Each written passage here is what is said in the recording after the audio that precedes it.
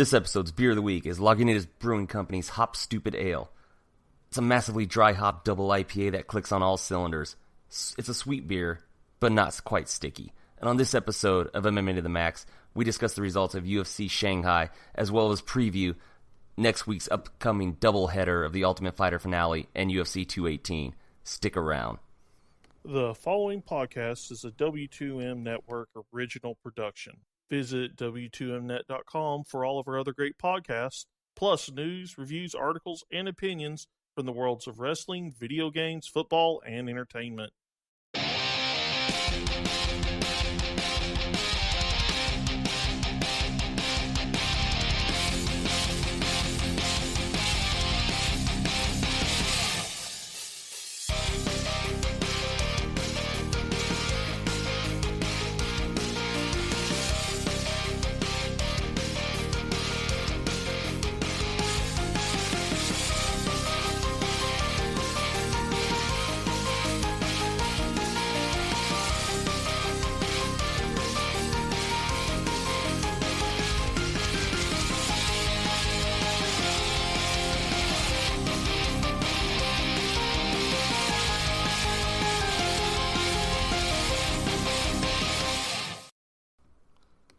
Jesus, I think it might be time to shorten up that intro, man. But anyways, welcome to episode number 20 of MMA to the Max. I am your host, Robert Taylor, and I am joined, as always, by my co-host, Joseph Hudson, a.k.a. Riverside Joe.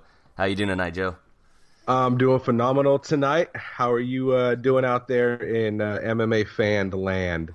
Hopefully you guys got to watch this morning's fight. Stayed up really late last night or woke up real early like us to watch it live. Yeah, I was unfortunately at work when it happened. A slave to spoilers, apparently, because I just could not resist checking out my scores on the Pick'em League and spoiled the results for myself. Did all right, but I wasn't the winner. Did you all right? I did pretty well for myself. I think fifth. I think sixth. Did you do okay? Yeah, I did all right. Maybe a couple less, maybe like seventh or something like that. I don't know. I'm pretty sure it was above you. Yeah, you were. Yeah. But, well, on that note, we'll just get out of the way. The winner of this week's MMA to the Max UFC Pick'em League for the this event was Daniel Percival. So congratulations, he actually killed it. I think probably his best event, man. He totally crushed it. Over 2,000 points, 27.55, almost 3,000. Yeah, he killed a lot of bonuses. I think he only missed 2 fights on the entire card. So yeah, I missed 3 fights, got 3 perfects and 7 bonuses. Jesus.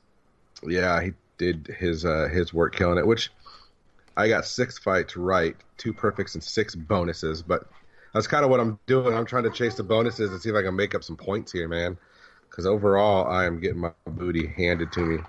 Yeah, so at least far I'm still ahead of... it's just a 2-person show as we're coming to the last month, so. Yeah, it's between you and Zane, man, and that's it, really. You got her by 1,090 points. It looks like something like that. Yeah, it's a decent lead. It's not comfortable, but it's decent. Yeah, she's got enough distance on Vanessa, but Vanessa's pretty strong in third behind Matt and Ashley. Doug is. Yeah, I'm seated down in 7th. Yeah, just because Vanessa is my fiance, I might have to disqualify her from the third place payout and just go to the next person down. The next person down. Yeah. Yeah, that's up to her because she's really the one losing out on her $50 back. It was going to be my $50 in the first place, so whatever. Yeah, it's your $50 either way. You can do with it what you choose. Yeah. Give it to Matt and Ashley because they're pulling up doing really well this season. Yeah, they're doing great. I haven't spoken to them in a while. I should probably get a hold of them. Wonder how they're doing. Yeah, but hey, I'm glad they're still a part of it. Hope they're a part of it next year, as I am hoping all of you are a part of it next year as well. All 10 of you. All 10 of you in there, man. It'll make it a good time.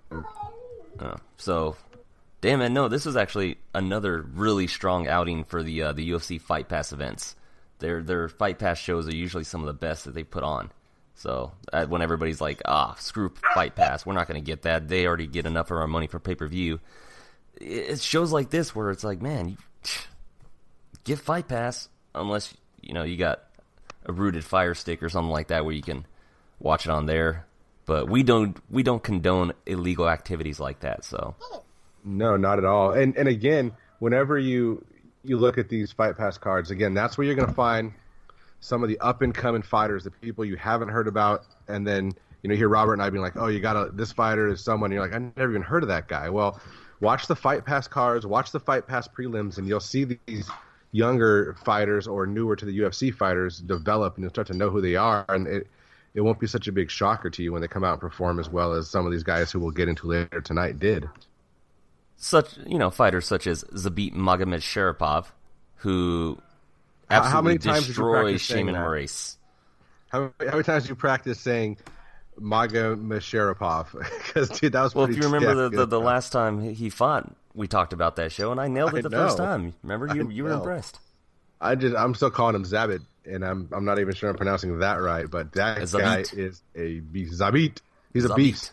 Zabist, a Mark Henry protege, man. He trains under Mark Henry, and that explains a lot. Oh, it explains just about everything. Look at the guys who he trains with on a daily basis. You got Frankie Edgar, you got Barbosa, you got Eddie Alvarez in there. He's got some world beaters in his striking shows, and his natural grappling ability, his Dagestani wrestling is not to be trifled with.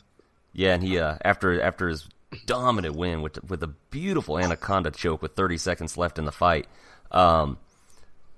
he called out Yair Rodriguez, and I am so down for that.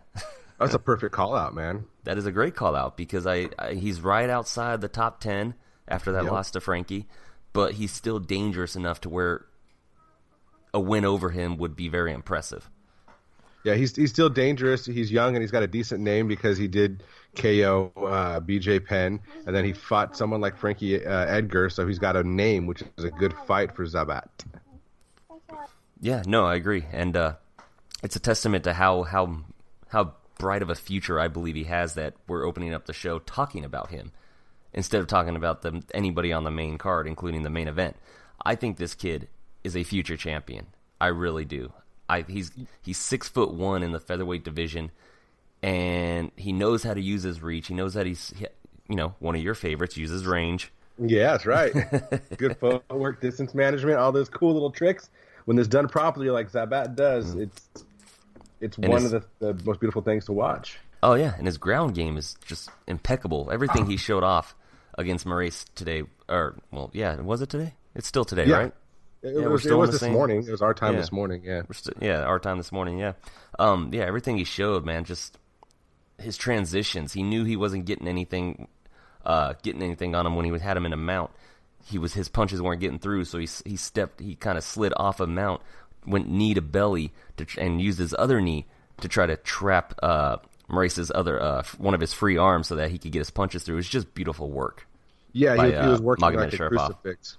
Yeah, he was looking for a crucifix, and the reason we're talking about this fight first, I think both of us, this was the fight we were most looking forward to watching on the entire card.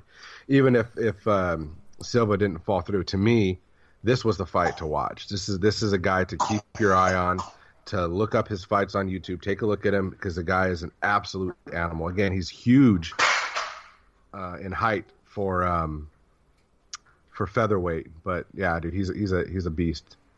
Yeah, absolutely.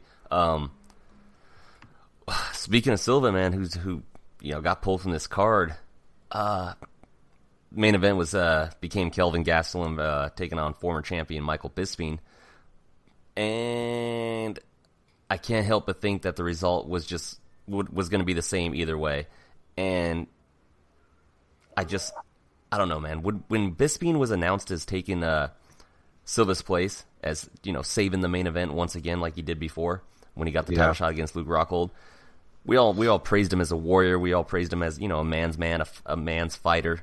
Somebody that's willing to step up and fight anybody, anytime, anywhere. Yeah, I just think it's still, in hindsight, in retrospect, it was pretty irresponsible of the UFC to allow this to happen. Because when we were talking about it, it didn't click in my head at the time that this was going to be a UFC regulated event. This was not going to be regulated by a commission. So nobody in the commission cleared Bisping. No, there was no commission, but I thought that he had to get some tests done by the New York Athletic Commission to allow him to get past this 30-day suspension after the GSP man, the amount of damage he fight. took at the end of that GSP fight, though, those elbows. there's no way. The man was still concussed. Well, that was obvious. I mean, he got clipped good, but he did come out. He did look a little bit slower. It wasn't bad, but Kelvin, it was just a bad matchup for him. Granted, Bisping does well against southpaws typically,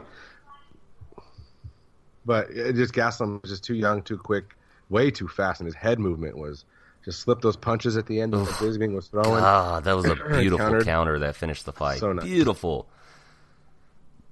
It's like he saw the punch coming a mile away, slipped it, just pulled back his head back, moved his head back just at the right moment. Oh man, it was such a beautiful finish. Yeah, he said that's what they were looking for from Bisping was that combination with his overhand left to sneak over Gastelum and do his best, to get out of the way and counter him. You got a sick child in the background. It sounds like. Yeah, my sick from last week's gotten everybody sick, so the whole house is ill, and I'm trying to help take care of them. Yeah, you got to do the daddy duties. Always, that's the best part about having these cute little boogers. Well, that's what happens when you're the first one to get sick in the house and you give it up to everybody else. You kind of have to be the one to take care of everybody at that point. So, hey, appreciated being able to at least find some time to record the show. Yeah, I'm doing my best to sneak it in here a little bit. Normally the guys are going down to bed by now, but because they've been sick and napping periodically throughout the day, not feeling well, they decided to wake up about 35 minutes ago, ready to go. Oh wow! But it's okay. They're good. The little one, Mama's feeding him some yogurt. The older one is just sitting here watching some videos, just coughing up a little storm. Poor guys. But well, I mean. Did just have a birthday man. Just recently, so I guess when I come down, I'll bring a present. I mean, what size muzzle do you think he'll take? He's a large. The kid's got lungs on him. Oh man, yeah, Bisping had no business being in that cage. 3 weeks after taking the damage he did. Much respect for stepping up. You can't be mad at him for doing that, but you can be mad at the UFC for even allowing it to happen. Sometimes, it's kind of like when the refs. What we say when a ref stopping a fight, and some people call it early, they're there to protect the fighters. The UFC should have been there to protect Michael Bisping from himself. Yeah, they need to protect the fighters from themselves. The fighters are going to want to fight, but that's what their managers are supposed to do. The promotion's supposed to do. Look out for their better interests, just like the UFC was looking out for the better interest of one Mark Hunt, right? But they didn't look out for the better interest of Michael Bisping, and that was disappointing. Yeah, and that's actually a really good point because it gives some leverage to Hunt in his case now. Only insofar as that the UFC picks and chooses, because again they can use Hunt's words against him. They can't use Bisping's words against him. Yeah, so but they got the video different. proof though of that Bisping. I mean, I just don't think he should have been in there personally. No, he shouldn't. And if he's thinking he's going to fight again in March, he needs to seriously think about taking a good 6 weeks off from sparring, at least. I want to see Bisping go out on top. He's had a Hall of Fame career, and anybody that argues that is absolutely out of their fucking mind. Dude, how could you argue he's not got a Hall of Fame career? He's Hall of Fame. He's a guy who's going to go down in the annals of MMA and UFC. In 100 years, people will be talking about guys like Michael Bisping. He'll be, it might be a trivia question, but he's going to be a lot better off than hundreds of other people who fought in the UFC. He's a warrior, man. He's left a legacy that is going to be hard to beat. He's one of the toughest guys that's ever walked in that octagon. And he's done it clean. Clean. 100%. Most of his losses in his MMA career are to people that later popped for PEDs. Or using TRT. Yeah, exactly. So that speaks volume about what Michael Bisping was. I mean, you're looking at him now. This is a man that's 39 years old. He's been in over 30 fights, almost 40 fights. I think he's almost at 40. And if not at 40. And he's just been in wars. The man deserves to retire. He deserves to retire in front of his hometown. Well, not hometown, but his home crowd. His home country, yeah. Yeah, in London. And hopefully go out on a win. That's what I want to see. I know everybody's talking about the Rockhold trilogy, which he definitely could win because Rockhold's striking defense leaves a lot to be desired. Branch exposed some of that too. He's just lucky that his chin was held up. Yeah, right. But I mean, I would be interested in Michael Bisping versus Nate Marquardt, depending on the outcome of Marquardt's next fight. That would be good, and that's a fun fight. Definitely winnable for Bisping as well. Absolutely. Marquardt can hit pretty damn hard still. If Bisping can keep his hands up. But Bisping can also stop Nate Marquardt. So. Oh, sure. Marquardt's chin has been in question on a number of occasions. So. Absolutely. It would be a great fight. Or a very, very winnable fight. And actually, I've been up for way too long, almost 24 hours now, thanks to my job. Nate Marquardt just fucking fought. He just fought Cesar Ferreira and lost by split decision. Which means he'll be ready in March, so that would be a bad idea. Actually, when I say depending on his next fight, no, depending on what just happened in this fight. So, I think Nate Marquardt could be a very good fight for him to go out on, win or lose. And if not Marquardt, maybe somebody like Sam Alvey. This is what I think. I think that Till goes up to 85, fights Bisping, and does what. No offense, Bisping, but the small guy's going to beat your ass, and he passes the torch off to the next Brit to run the UFC. I don't think Till's going to need beating Bisping to do that because he's already well on his way. I know Till is going to be a superstar, but no, I'm just trying to think of like another up and coming British fighter, that he could take out in Britain in his last fight, but I can't think of any 85ers right now. So Till was the closest I could come up with. That's fair enough. Nah, I kind of like the Nate Marquardt. I believe the London show is gonna be a fight night, so it doesn't have to be a super big main event. So unless they want to pull Dan Henderson out of retirement and do that. Yeah, I don't think it needs to be Dan Henderson. That's crazy. Dan Hardy, maybe. That would be a fun fight. But completely different weight classes. Dan Hardy be completely undersized. The man was talking about going to lightweight before he semi-retired because he's talked about coming out of retirement. Yeah, so. He's talked about it. I mean, he retired because of health issues, so if he can address those health issues, that would be fine, Yeah, no, absolutely. But hey, you know what? More power to Bisping, though, for stepping in. But the UFC should have protected him for that, and he just got absolutely starched by Kelvin Gastelum, who, in my mind, needs to start getting some pound-for-pound love. I'm not talking about putting him in the top 10 of the pound for pound, but he needs to be considered skill-wise and talent-wise. He needs to be talked about in consideration for some of the best pound-for-pound fighters in the world. Cause I need to see him do a little bit more. I don't know. He's a great fighter. I think he could potentially be there. I just don't think he's there yet. Oh, I mean, that's why I'm saying consideration. I mean, you think about pound for pound. It's can you take the skill set of one person, one fighter, and put him in a different weight class, like a different body, and will those skills translate to that weight class? Like we talk about Mighty Mouse. If somebody like Mighty Mouse, you take the way he fights, his skill set, and put him in a heavyweight fighter, he'd dominate. And that's what Kelvin Gastelum's doing right now. That's what Daniel Cormier's doing.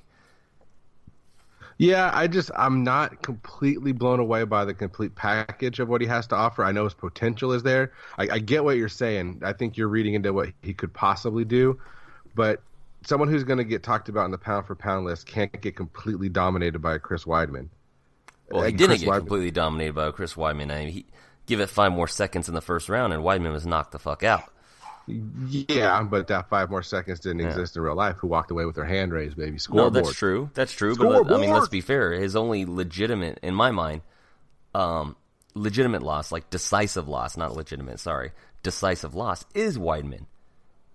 Correct. He did pick apart Kennedy, who hadn't fought in a long time, and he beat up non-TRT old. Well, I'm just saying. Vitor Belfort. I'm just saying in general. The Belfort overturning that victory was bullshit. But I mean, he had the very controversial fight with Tyron Woodley. Could have gone either way. A lot of people scored it for Gastelum. He had the very controversial loss to Neil Magny. I thought Kelvin definitely won that fight, but I agree. Yeah, I mean, so his only decisive loss in his entire career is to Chris Weidman. That's a valid point. It's just I don't know. I'm not there yet, man. I need to see I need to see more. Him beating up a previously concussed Bisping isn't getting his name in that conversation for me. Not yet. Let's see who he picks up next. Let's see how he handles that fight, and then we'll be good. No, it's a fair point. I just want to point out it's one of the reasons why I put Robert Whittaker in my pound for pound list as well. So the same reason. Because he moved up from. Yep, his skills translate. Because Whittaker's still kind of an undersized middleweight. If you really think about it, he can cut to welterweight. He just didn't like doing it. He's definitely undersized. I mean, he was a welterweight, and he was not a huge welterweight, but a big one. But yeah, no, his skills are translating. Obviously, he's got the belt. He's beaten Yoel Romero. He's beaten guys who've been at the top for a long time. I mean, Bisping has, but Bisping was just concussed. Again, let me see him against another top 6, top 7 guy, and then I'll start talking about him. He called out Robert Whittaker. Well, yeah, that's a smart thing. Call out the champion, right? Yeah. We all know that GSP's not going to fight, so Whittaker's the true champion. Let's call him out. Not a bad idea. But Whittaker beats the crap out of him. I'm not too sure about that. I'm not sold on that. Like, skill-wise, I am not sold on that. The boxing-wise, okay, Gastelum's got great boxing. No doubt. He's got great head movement, great hands. But so he's not going to be able to get inside on Whittaker the same way he was able to get inside the pocket on Bisping. He's not going to get in that range where he's effective without getting pieced up. Not against Whittaker. Not with Whittaker's hands and his footwork and his angles. I just don't see it happening. It'll be a good fight, but I think Whittaker pieces him up and wins a decisive decision. See, I'm not sold on that. I'm not arguing that Whittaker wins or loses, or Kelvin wins or loses, but I'm not sold that he pieces him up. That's a very interesting fight to me because of how good Kelvin's hands are, plus how good his offensive wrestling is. He doesn't have to worry about the offensive wrestling of a Robert Whittaker like he did with Chris Weidman. He doesn't have to worry about the ground game of a Robert Whittaker like he did of Chris Weidman. This is all true. You got to think about this though too. Who has the power advantage? Kelvin, by far. Yeah, I would say Kelvin has the one punch power advantage. Sure, I'd give him the one punch power advantage over Whittaker. Now Whittaker does have a good chin. He took a great shot from Derek Brunson. And it might have been finished if Derek Brunson didn't start employing the worst finishing strategy I've ever seen. Well, not just you look at that. That was true. Obviously, Derek Brunson got overexcited, overcommitted, overextended, and over put to sleep. But you look at Whittaker's takedown defense with the blown out knee against a guy like Yoel Romero, who has one of the best single legs in all of wrestling, let alone MMA. Well, a gassed out Yoel Romero. Let's keep that. Let's remember that. Sure, he was gassed out, but he wasn't gassed out in the first round. Yeah, but he won the first 2 rounds. Yeah, when he had the gas, he wasn't won. gassed out in the first 2 rounds, and he didn't. When he had the gas, he won. didn't take him down. Now I know. Yeah, but that's now part the of gas fighting. tank is part of the fight game. Yeah, you said and that all the Whittaker time. definitely won that fight. He won rounds 3, 4, and 5, but he lost the first 2. So I can't really use that as like a measuring stick. Do you get what I'm saying, though? He only took him down once, though, and this is Romero took him down once. So, yeah, but Romero it's a different ball game. It's a different in the ball first game 2 rounds while standing before he gassed out. Yeah, well, whatever. Whittaker's a champ. He's my favorite middleweight. No, he is. I'm just saying it's like that fight's a hard way to like gauge how he would do against other people like a Kelvin Gastelum, who would have the gas it's not tank apples to go. to apples because you're going to get caught up in a boxing match with somebody like Gastelum and forget about the takedown, as well you're not going to forget about the takedown when you're fighting somebody like Romero. That's like always in the back of your mind because Romero throws one heavy punch and shoots for the takedowns. We got a Gastelum who could throw a combination and shoot for a double or a single or an outside trip while he's in the middle of a combination. He's a much more diverse striker / into grappling. So yeah, I'll give you that. It's not apples to apples, but I'm just trying to find the best comparison I have for what Whittaker can do in his takedown defense. No, that's fair. I mean, yeah, no. I mean, it's a good barometer for his takedown defense. Yeah. Kelvin's not really. It's so weird. Kelvin was like a wrestler, and he's not really known for his takedowns. Yeah, even when he first got into the UFC, that's how he beat up Uriah Hall. Took him down and smashed him. But now his boxing. He's been working over at King's, and that has made his boxing some of the best out there at 85. Yeah, Kings did it with Rafael dos Anjos too. Dos Anjos, and Fabricio Verdum. Saber Doom striking has come leaps and bounds over there at Kings. So definitely doing wonders for those guys. And I'm glad that Gastelum found that camp at Kings. I really, really want to see him at 70, though, man. Again, I don't know what it is. Maybe so many years of cutting weight and your body just decides it doesn't want to do it anymore, or it's a lack of discipline. I think it's a lack of discipline. Kelvin himself has admitted he's not disciplined when it comes to his weight cut. He's admitted it. So that's basically what it is. It's off-season weight gain, too. That's what's killer for him as well, the off-season weight gain. The man just likes to eat. I don't blame him, man, but I think he would be a world beater. Come on, man. I agree, but I mean, he's Hispanic. He comes from a Hispanic family. So you're saying rice and beans, dude? And tortillas? No, I'm saying that Hispanic families know how to fucking cook. This is true. You can speak. Yeah, I could speak on that. You don't turn down that food. Because if they cook for you and you turn it down, that's disrespectful. Yeah, you don't get the option to turn that food down. So, no, I get it. So, yeah. But, no, he looks good at 85. I just feel like... He looked like he packed on some muscle for this fight. It did, but it was shown against the in the Weidman fight that he's undersized. He was undersized against Weidman. These bigger middleweights like a Rockhold. Jacare. See, here's the thing, and I spoke on this earlier in a group on Facebook, that Gastelum versus Rockhold is very intriguing to me, because Kelvin is the guy that's just going to keep coming forward. He does it every fight. He just keeps coming forward. He can take your punch. He's not afraid of your punches, right? This is true. He's got that. Rockhold is not good defensively backing up. He backs up in a straight line. He doesn't move side to side. He doesn't try to circle out. He moves straight back like Andre Arlovski used to do, and that's why he went on that big knockout losing streak. Yep. Kelvin can exploit that on Rockhold. The problem is if he slips, or if Rockhold catches a kick, or if Rockhold gets a trip and ends up on top, that's game over. Yeah, no one's got top game like Rockhold. He's got the best top game in all of MMA, besides maybe Khabib. Yeah, I think Khabib and him working together probably developed that top game. But yeah, both of those guys, you don't want them on top. I think Khabib has got better top pressure, like in your guard and side control. His mount is okay, but Luke Rockhold's mount is just... Yeah. The thing is, though, Khabib doesn't have to mount you to put damage. Khabib's mount is pretty wicked, too, but I don't know. Yeah. I just haven't seen him use it as much as you see someone like Rockhold. I mean, he just goes straight for that mount. He puts his hips down on you, and he just thrusts those hips into you, and you're not getting anywhere. How do you, speaking of Khabib real quick, a little side conversation.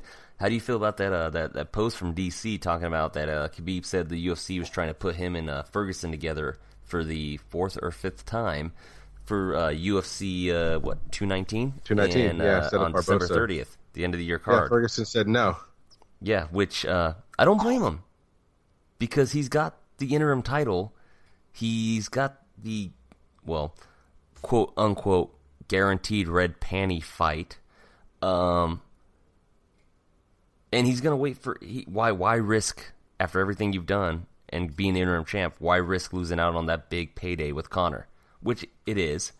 Never mind, we're ignoring the fact that he's not coming back, but yeah, well, at least you got to hold off. In Tony's mind, he thinks he is. He was told he is. Yeah, why risk it? I don't blame him. Yeah, I agree. I don't think Tony should fight him for 2 reasons. That being one reason, and the other reason being that Khabib needs to make some goddamn weight and actually get in there and fight. I'm coming across like I'm pissed at Khabib personally. Not really, but how many times has that guy disappointed me? I so look forward to him fighting. So look forward to him fighting Tony Ferguson. He needs some goddamn tiramisu and can't make the freaking fight.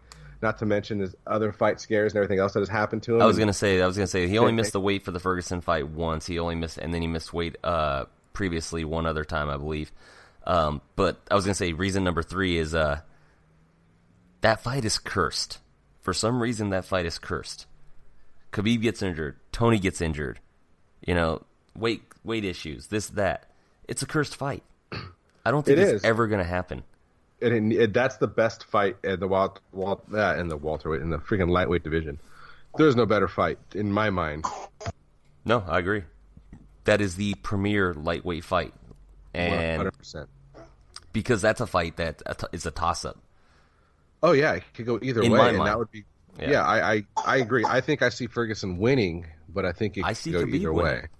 That's I know, the thing. and I can't argue against it too much either. I mean, Yeah, but I wouldn't be surprised if Ferguson wins. Whereas Conor against Khabib, to me, that's no contest. I know a lot of people try to hang on. Oh, Michael Johnson caught that punch. That Khabib got a little wobbled, still continued marching forward and planted him on his ass.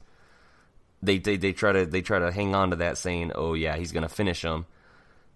Yeah, maybe, I guess if that's what you need to make yourself feel better. But I still think that Conor versus Khabib is just a complete one-sided beatdown. I think so too. I don't think he gets close enough. I think he shoots from far away for a single leg, and he grabs that front right leg of McGregor's and takes him down. And then it's Sambo City, motherfucker. Yeah, I think he uses his top control and he beats him up. I think a more exciting fight it would be Ferguson versus McGregor. You know what I mean? I think that would be more exciting because Ferguson will stand up and he'll throw leather and he'll take a couple to land a couple, but if he does take him to the ground again, I think it's lights out for McGregor. His jiu-jitsu is not shit completely, but it's he can also Ferguson striking can also, he can also finish McGregor striking. I know a lot of people too are also pointing to his Ferguson's fight with Kevin Lee where he got tagged a lot, which is completely underselling the talent of Kevin Lee, and also the Lando Venata fight that Ferguson took on like 1 week's notice and got almost finished. He got caught with that kick. But, yeah, he got hurt pretty good. He got beat up really well against Lando, but that was a last-minute replacement. I think Tony was getting a little too cocky with the smaller guy, and Yeah, and a lot of people seem to forget, when they bring that up, they forget about the fact that, hey, what about Tony's recovery ability? Are you forgetting about that? Why do you think automatically soon Conor lands, he's going to finish him? Are you forgetting about his recovery ability? Paul Daly landed a shot on Nick Diaz in Strikeforce that dropped him and would have finished anybody else. And Nick Diaz, his recovery ability and the way he was able to just kind of move around to avoid the incoming follow-up shots. That's kind of what Tony Ferguson does. Yeah, the only one that can recover quicker than him is another lightweight named Justin Gaethje. Jesus. Ferguson versus Gaethje would be insane. That'd be so fun. Conor versus Gaethje would be insane. Conor versus Gaethje would be fun. I think Barbosa versus Gaethje would be great too. Oh, that would be amazing. I would say Khabib versus Gaethje, but I think Khabib absolutely smashes him. I don't know, man. We got to think about that takedown defense and the grappling ability of Gaethje. Because on the feet, I don't think Khabib beats him on the feet if it was just a kickboxing. I'm one of those people, man, that believes Sambo over wrestling, when it comes to MMA at least. When it comes to MMA, Sambo over wrestling. And I think you're racist and you just like to say Sambo. That's what I'm saying, bro. I used to hate Sambo because of a friend of yours for the longest time. He used to hate Sambo. Because really? Yeah. He was all about it, man. Leg locks. He did have a point. He was saying leg locks are the future. And right now in submission grappling, a lot of like the Danaher Death Squad, a lot of those grapplers and leg locks. He did have a point, dude. Maybe he's a little bit sage-like, and that's why you're kind of coming back around to Sambo. No, I always liked Sambo because of Fedor. I went through a time where I didn't like it because of him. That's funny. It's all right though. No, he's a good guy, just misguided. Anyways, just misguided. He is a great guy, good friend. So China's getting back to the fight real quick. We have a fight. We talked about 2 fights.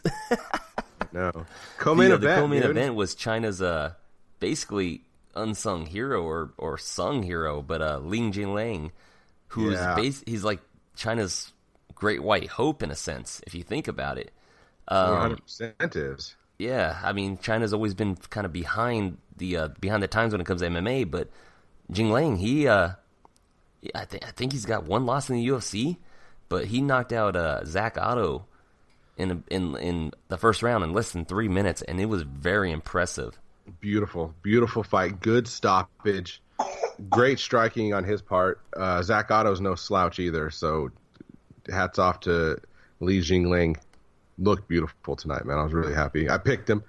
I didn't think he was going to knock him out in the first round. I thought he would TKO him a little bit later in the fight. I thought he would wear Otto down, but hell, he looked good tonight. Real crisp. He good, looked straight, really good. And straight right, I think, dropped him. Yeah, I'd be remiss if I didn't mention the very touching moment where he jumped out of the cage, and I was like, oh, great, here comes a guy that's just going to try to, make a scene and all that stuff, try to get people talking about him. But he runs immediately to his daughter and his wife. Yeah, that was so cute. That was cool. Like, at that point, I'm like, oh, let him fucking stay. Come on. Yeah, why couldn't he grab them and bring them in with him? That would have been awesome. That was well, so they cool. did. They ended up. I think they ended up going in afterwards, but or at least there was. I remember seeing somebody in a yellow dress.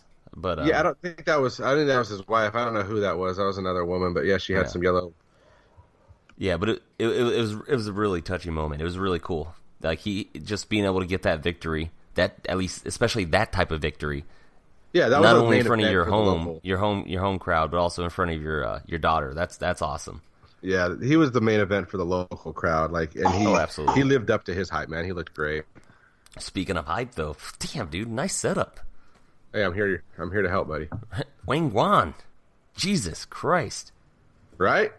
I mean, yeah, 19-1-1 coming in, but very untested, especially on the ground. And I thought Caceres was going to take him down. I did not know that Caceres was going to, well, I should say, I didn't think Caceres was going to be that stupid to stand with him the entire fight. I don't think he found a good time to take him down. Caceres has got decent entries, but not a lot of great ones. No, I don't think I think he tried for one or two from the clinch to work some body lock stuff, but nothing was really there for him. Wang had good body control when they're in the clinch. He had, he'd push him away or he'd spin him and work the underhooks. And I don't know, man. Caceres is a fun fighter to watch, but I mean, he's got a salty record and 13-10. He's 13-11 now. 13-11 now. He's just, I don't know, man. He's fun, but I don't. Well, he's a solid gatekeeper. He doesn't know how to pull away. Kinda. He's a gatekeeper to the top 10, maybe. Yeah, no, he's a solid test. He's especially for debuts in the UFC. He's a solid test. Yeah, for a debuting guy like Guan, but Guan was just so much better than him all the way around. His striking was ridiculous. And speaking of that, though, we have to touch on the end of the first round. I think very highly of referee Steve Percival. I think very highly. He's in my top 5. He really is. He was. There's John McCarthy, there's Herb Dean, there's Mark Goddard, there's Steve Percival. Yeah, Rosenthal in there? There's Rosenthal. He hasn't reffed in forever, though. I know, but when he comes back, I'm talking about all the time. I think Steve Percival, he's really coming to his own. Like when I first saw him refereeing a UFC show, I was like, "Who the hell is this guy?" No, Percival's very great. impressive. This was a miss on his part, though. There is no way whatsoever as a referee that you should have to help a fighter find his corner and walk him to his corner and still allow that fight to continue. Yeah, I think there's a problem with that too. It should have been stopped. But I mean, he recovered. He came back out, looked fine. There was a little concussions, man. You gotta protect the fight, like we were talking about earlier. Protect the fighter from himself. No, I agree. And we went to his corner. He said, "Hey," and he said, "No, I'm fine." He spoke clear. He looked clear. It's a tough one because he. If you want to talk about the fight, he was limping to his corner. That's how like wobbly and hurt he was. Yeah, another millisecond, and maybe he would have stopped the fight. You know what I mean? It was so close. I personally think that should have been stopped. Just for the safety and just taking into account what could have happened. Yeah, I'm surprised Guan didn't come out a lot harder in the very beginning. Of that and he was a little round, tentative. Guan knew that. Remember? Do you remember when he got kind of low blowed after he had Caceres hurt, and the ref went to go call, and he's like, no, because He didn't want to give Caceres the time to recover. That was so smart on his part. No, it was, and you could tell he was hurt by that low blow too. Yeah. But he had to make sure he that went so bad. It was almost like Caceres did it on purpose. He was like, okay, I'll take one more. I need one more. But on that card, it was a split decision, man. What the hell? How is that possible? I don't know, man. I honestly have no idea. I don't remember who the judges were at the time, but for some reason I just want to automatically assume Doug Crosby. You just want to make that assumption right off the bat. It makes sense to assume that, and Cecil Peoples. Yeah. Cecil, oh my God! Don't even get me started on Cecil. Fucking leg kicks don't win fights, Peoples. Oh, that's a guy who's never received a leg kick, you idiot. Yeah. But look at this fight is again, here's someone to look out for, someone to watch Guan. I hope they don't use him exclusively on the Eastern Asia type cards. I hope they bring him around a little bit more because I think he's someone who's a force to be reckoned with, and it's good to see an Asian fighter. I think we need some more good Asian fighters in the UFC. They've kind of been lacking. To be honest, I agree, really man. I agree. But speaking with the judge's decision, at least the two judges that scored it for the correct winner got it correct, because I did have Caceres winning that third round. He did come out trying to finish that round and trying to do it. 29-28 was correct. The judges scored second round, because there's no way you give him the first round. You can't. So how did you give Caceres the second round? He got not second, third.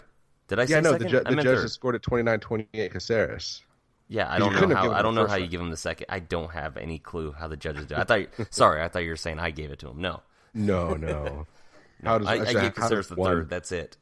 Yeah, he earned the third round. It was close, but he earned it completely. Earned it.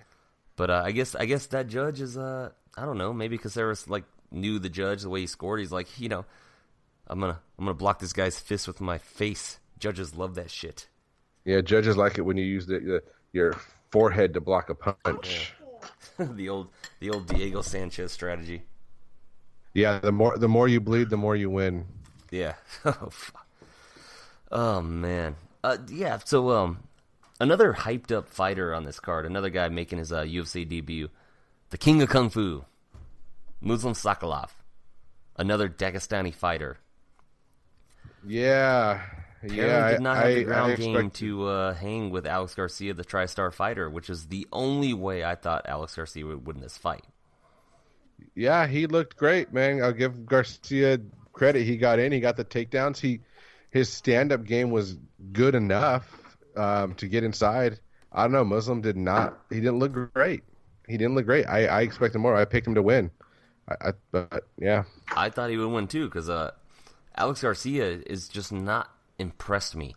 He gasses out. His striking leaves a lot to be desired. His ground game's great. His wrestling's pretty good. Oh yeah, and I should phenomenal. Strike that. Reverse it. His wrestling's great. His ground game's pretty good. Yeah, his jiu-jitsu's pretty good. His takedowns are nice. I was very disappointed in Sakalov's performance tonight. Very disappointed. Yeah, I don't know if he came in with some kind of injury or something that was holding him up. I don't know. No, but no, it was a good win for Garcia. He stopped the hype train, because Sakalov did have a lot of hype coming in, as all Dagestani fighters seem to do because of Khabib. The wrestling, they want to be like Khabib. Every one of them. I just want to keep saying that because I want the people that listen to really get irritated about Khabib. You want to be you're a dick rider, right? That's right. Couple fights I want to highlight real quick, man, is Song Kenan, 19 years old, UFC debut. Yeah. 15-second knockout of Bobby Nash. Very impressive. Yeah, I was surprised. I'm a little bummed out. I swear I picked him because I didn't expect Nash to win at all, but apparently I picked Nash. Song looked 19 years old. Yeah, that's insane. I think, 19 was the age that Sage Northcutt, I think, debuted as well. But man, this is very impressive on him. Very impressive win. Bobby Nash, he's not obviously he's not a name that you can make yourself off of, but he was a good test, a sturdy test for a UFC debut, especially at 19 years old. Oh, 100%. And yeah, Nash he's no joke at all. He knows what he's doing. He's a good fight. He's a solid test. Yeah, it was, and he took care of him, dispatched him easily. And again, you might look at that and think a little bit of early stoppage, but I don't think so at all. No, he was hurt. We were talking about earlier, refs are there to protect the fighters. Sorry. Yeah, the ref stepped in. And unfortunately for Nash, I think he's going to see his walking papers because that is 3 fights in the UFC, and that is 3 knockout or TKOs that he's lost. So I think he's gone. Yeah, he should go to the Professional Fight League and make a name for himself over there for a little bit, I think. If he can, there's a lot of killers out there in Professional Fight League, man. So. Oh, I know, but in Bellator, I don't know if they'll pick him up. I don't know what he's going to do in Bellator. So, he's got to go from the C League. That's what I'm thinking. I don't know where else he goes, man. Well, since we like to jump around so much all the time, speaking of Bellator, what do you think about those Grand Prix opening round matchups for the heavyweight Grand Prix? I'm picking Mitrione to take the whole thing.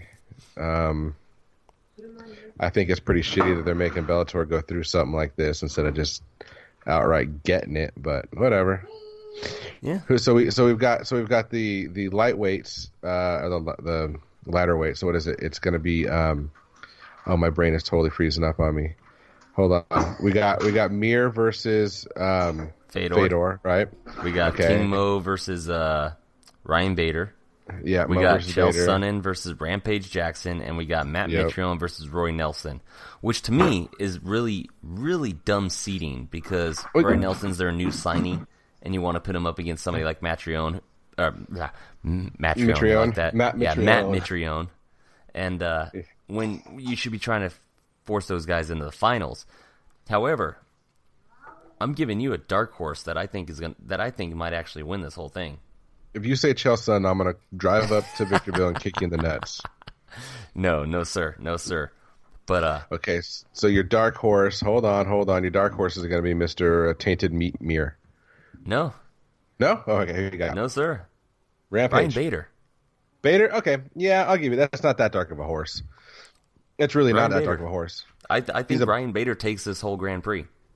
It wouldn't surprise me. His toughest challenge is going to be against Mitrione. But absolutely, but I think Mitrione might. I mean, I think Rory could take out Mitrione and catches him. I don't think he does. I think Mitrione beats him, but he could. But skill wise, I don't see anybody here that challenges Bader. Skill wise, I mean, size wise, there's a lot of challenges. I think King Mo maybe, since the opening round, King Mo's pretty good, but you got the two wrestle boxers going up against each other, right? The two, as Rampage likes to call them, the dry humpers. You got two dry humpers. I would favor Bader in that situation. I think Fader has got the more wicked dry hump of the two versus King Mo. So yeah, I take Bader. I take Bader to win. I take Rampage over Sonnen. I'm actually going to take Sonnen Fedor over Rampage. Yeah, I mean Sonnen can get him and take him down, but Sonnen is so undersized. Beat wrestlers anymore, man. No, but the only reason is Sonnen is just so undersized. He's an undersized light heavyweight, let alone a heavyweight. He's going to be coming and weighing, what, 215? Yeah, but, I mean, wrestling's wrestling, man. Jackson's going to be on his back in my mind. I can see your point. I'm not going to argue vehemently against you. I just think that he's too undersized. And we got to remember, too, this is like a very unmotivated Rampage at this point in his career. I was just going to say, yeah, this is a Rampage that doesn't really give two craps about anything anymore. He's never really given two craps about his fights when he's fighting a wrestler. Nope, exactly. He doesn't care about fighting as much anymore, and he doesn't care about fighting against wrestlers historically. So yeah. But you were saying, and then Mir and Fedor? Yeah, I think Fedor is going to knock Mir out. As do I, man. I was actually surprised you think that. I thought you would stick with Mir. We're both Mir fanboys from back in the day. I love Mir, but his chin isn't what it used to be. Hey, he's got some time off. He could knock out Fedor too. He could. Either one of those guys. His striking's come leaps and bounds. Yeah, they're both a little chinny these days, but I would love to see that fight get to the ground. That's where I want to see that fight take place. A grappling match between those two would be amazing. Something we should have saw 10 years ago, but I'll take it now. Yeah, and the funny thing, what you're talking about, they're both chinny, and Fedor knocking Mir out, is Matt Mitrione is not known as being chinny, right? No. And Fedor not at all. pretty much knocked him out. They knocked each other out, and Mitrione recovered quicker. He dropped him pretty hard, and it was a glancing blow. Fedor still has the powerful hands. Yeah, so I think Mir's going 9-9. Yeah, I think Mir's going to sleep. So then let's go to our next round. So our next round, Mitrione and Nelson. I got Mitrione winning that fight. I got Mitrione winning a decision. And I think the seeding after that would put Bader against Mitrione. Yep. And Sonnen, in my case, in my mind, against versus Fader, which is wow. Talk about something you never thought you'd see. No, in all the history of who should Fedor fight, that was never one of them. Or who should Sonnen fight, it was never Fedor. That would be great, man. But you remember when Fedor and Mitrione was supposed to fight the first time in Bellator, and Mitrione got pulled last second. Chael Sonnen's, volunteered to step up. Sure, he was trying to be a company man. Yeah, which he's always been. Yeah. I would pick Fedor at that point. And with Matt Mitrione and Bader, I'm going to stick with Bader. I think Bader's taking this. I don't know why. I have this feeling. You know what? That would be a great storyline, and it would be great for the UFC, and it would be great for Bellator to have their first simultaneous dual division champ in Ryan Bader. And that'd be great. Yeah, so that would put Fedor versus Bader. Well, what happens when somebody gets injured and the alternate steps in, just like the Grand Prix for Strikeforce, and the alternate steps in and wins the whole thing? Okay, well, first of all, Shane Carwin is no DC. If Shane Carwin becomes the alternate, which... What? He's no DC? Yeah. Shane Carwin still has the power to finish anybody. That's not going to go away. That's for damn sure. I do like Rory McDonald asking to be an alternate. Unfortunately, like you said with Chael Sonnen, very undersized. Rory on the flip side, skill-wise, he could beat Chael Sonnen. So... Yeah, he could beat Chael Sonnen. Yeah, totally. He could. I would honestly favor him against Rampage. At this point, Rampage in this point in his career versus Rory McDonald, I would too. I would again in that. I wouldn't favor him against somebody as big as Ryan Bader with like the skill that Ryan Bader and the drive that Bader has. Yeah, Ryan's too big and too good. But out of everybody on that Grand Prix, I would favor him to beat Rampage. I would favor him to beat Sonnen. No one else on that card would I favor him. I might actually favor him to beat Roy Nelson. To be honest, I don't know. Roy's skill wise, he'd be able to skill wise. Dude, in all honesty, he's the most skilled fighter in all of Bellator. We will find that out when he fights Douglas Lima. I agree. We're going to find out. I can't wait for that fight, but honest to God, the Roy McDonald that showed up against Paul Daly is unbeatable. Unbeatable. His speed, his timing, his strength, everything about him was best I've ever seen Roy McDonald, and he's been a world beater in the UFC. I don't think he's just a world beater. Period, man. He's one of the best in the entire world. He does not get the love 100% that he should be getting. I mean, he's dropping off a lot of people's world welterweight rankings, and I don't get it because he's not in the UFC anymore. The only person in Bellator I think that can give him any kind of trouble, give him some more fights, I think is going to be MVP. I think Rory absolutely destroys MVP, man. maybe he runs through him and slams him on the ground and takes him down the same way he did to Paul Daly. I don't know, but just something about MVP's, just his distance, his slickness, his angles, it's just different. Yeah, but once Rory gets him to the ground, it's game over. Yeah, I don't think he makes it through one round with Rory on top of him. But Paul Daly obviously was able to make it through one round with Rory on top because Paul Daly is a far more seasoned grappler, more of a pure MMA fighter than MVP is. But I don't know, man. I like MVP. I want to see that kid keep doing some fun things in MMA. He needs to get away from boxing. I mean, yeah, that was fun. He Fought a boxer who was 1-12 and knocked him out. And good for him. Yeah. But let's get you back where you belong, brother. Yeah, well, hey, yeah. Well, we just covered the heavyweight tournament there. Fucking a little longer tangent than usual. We just went off a sidebar. We pretty much covered everything with UFC Shanghai. Yeah, we covered the Kylan main, Curran the needs to be fights. cut. She's now 1-6 in the UFC. Yep. That's horrible. Chase Sherman, Mr. Meme-tastic on Twitter, got knocked out, which was a shame. I didn't think he'd win that fight. I didn't pick him, but I like Chase Sherman. He's a good guy. Yeah, I like Sherman a lot. He's fun. He's a funny guy, but he got starched. Oh yeah, and then Gina Mazzani, coming off of that short notice loss to and domination to Sarah McMahon, came out and dominated Wu Yanin. She looked was like a world beater. She was a woman on fire. Jesus, she looked like she had something to prove. It was impressive. She fought so well. Her grapplings, her takedowns, her transitions, her control, her ground and pound, her striking entries to takedown, to grappling, to clinch, you name it. She was working to get Yan Yin to the ground, and she found every way possible to do it. And once she got her there, she did a great job of keeping her there and controlling her. She looked great. Can't wait to see her again with the full fight camp. Yeah, absolutely. I agree.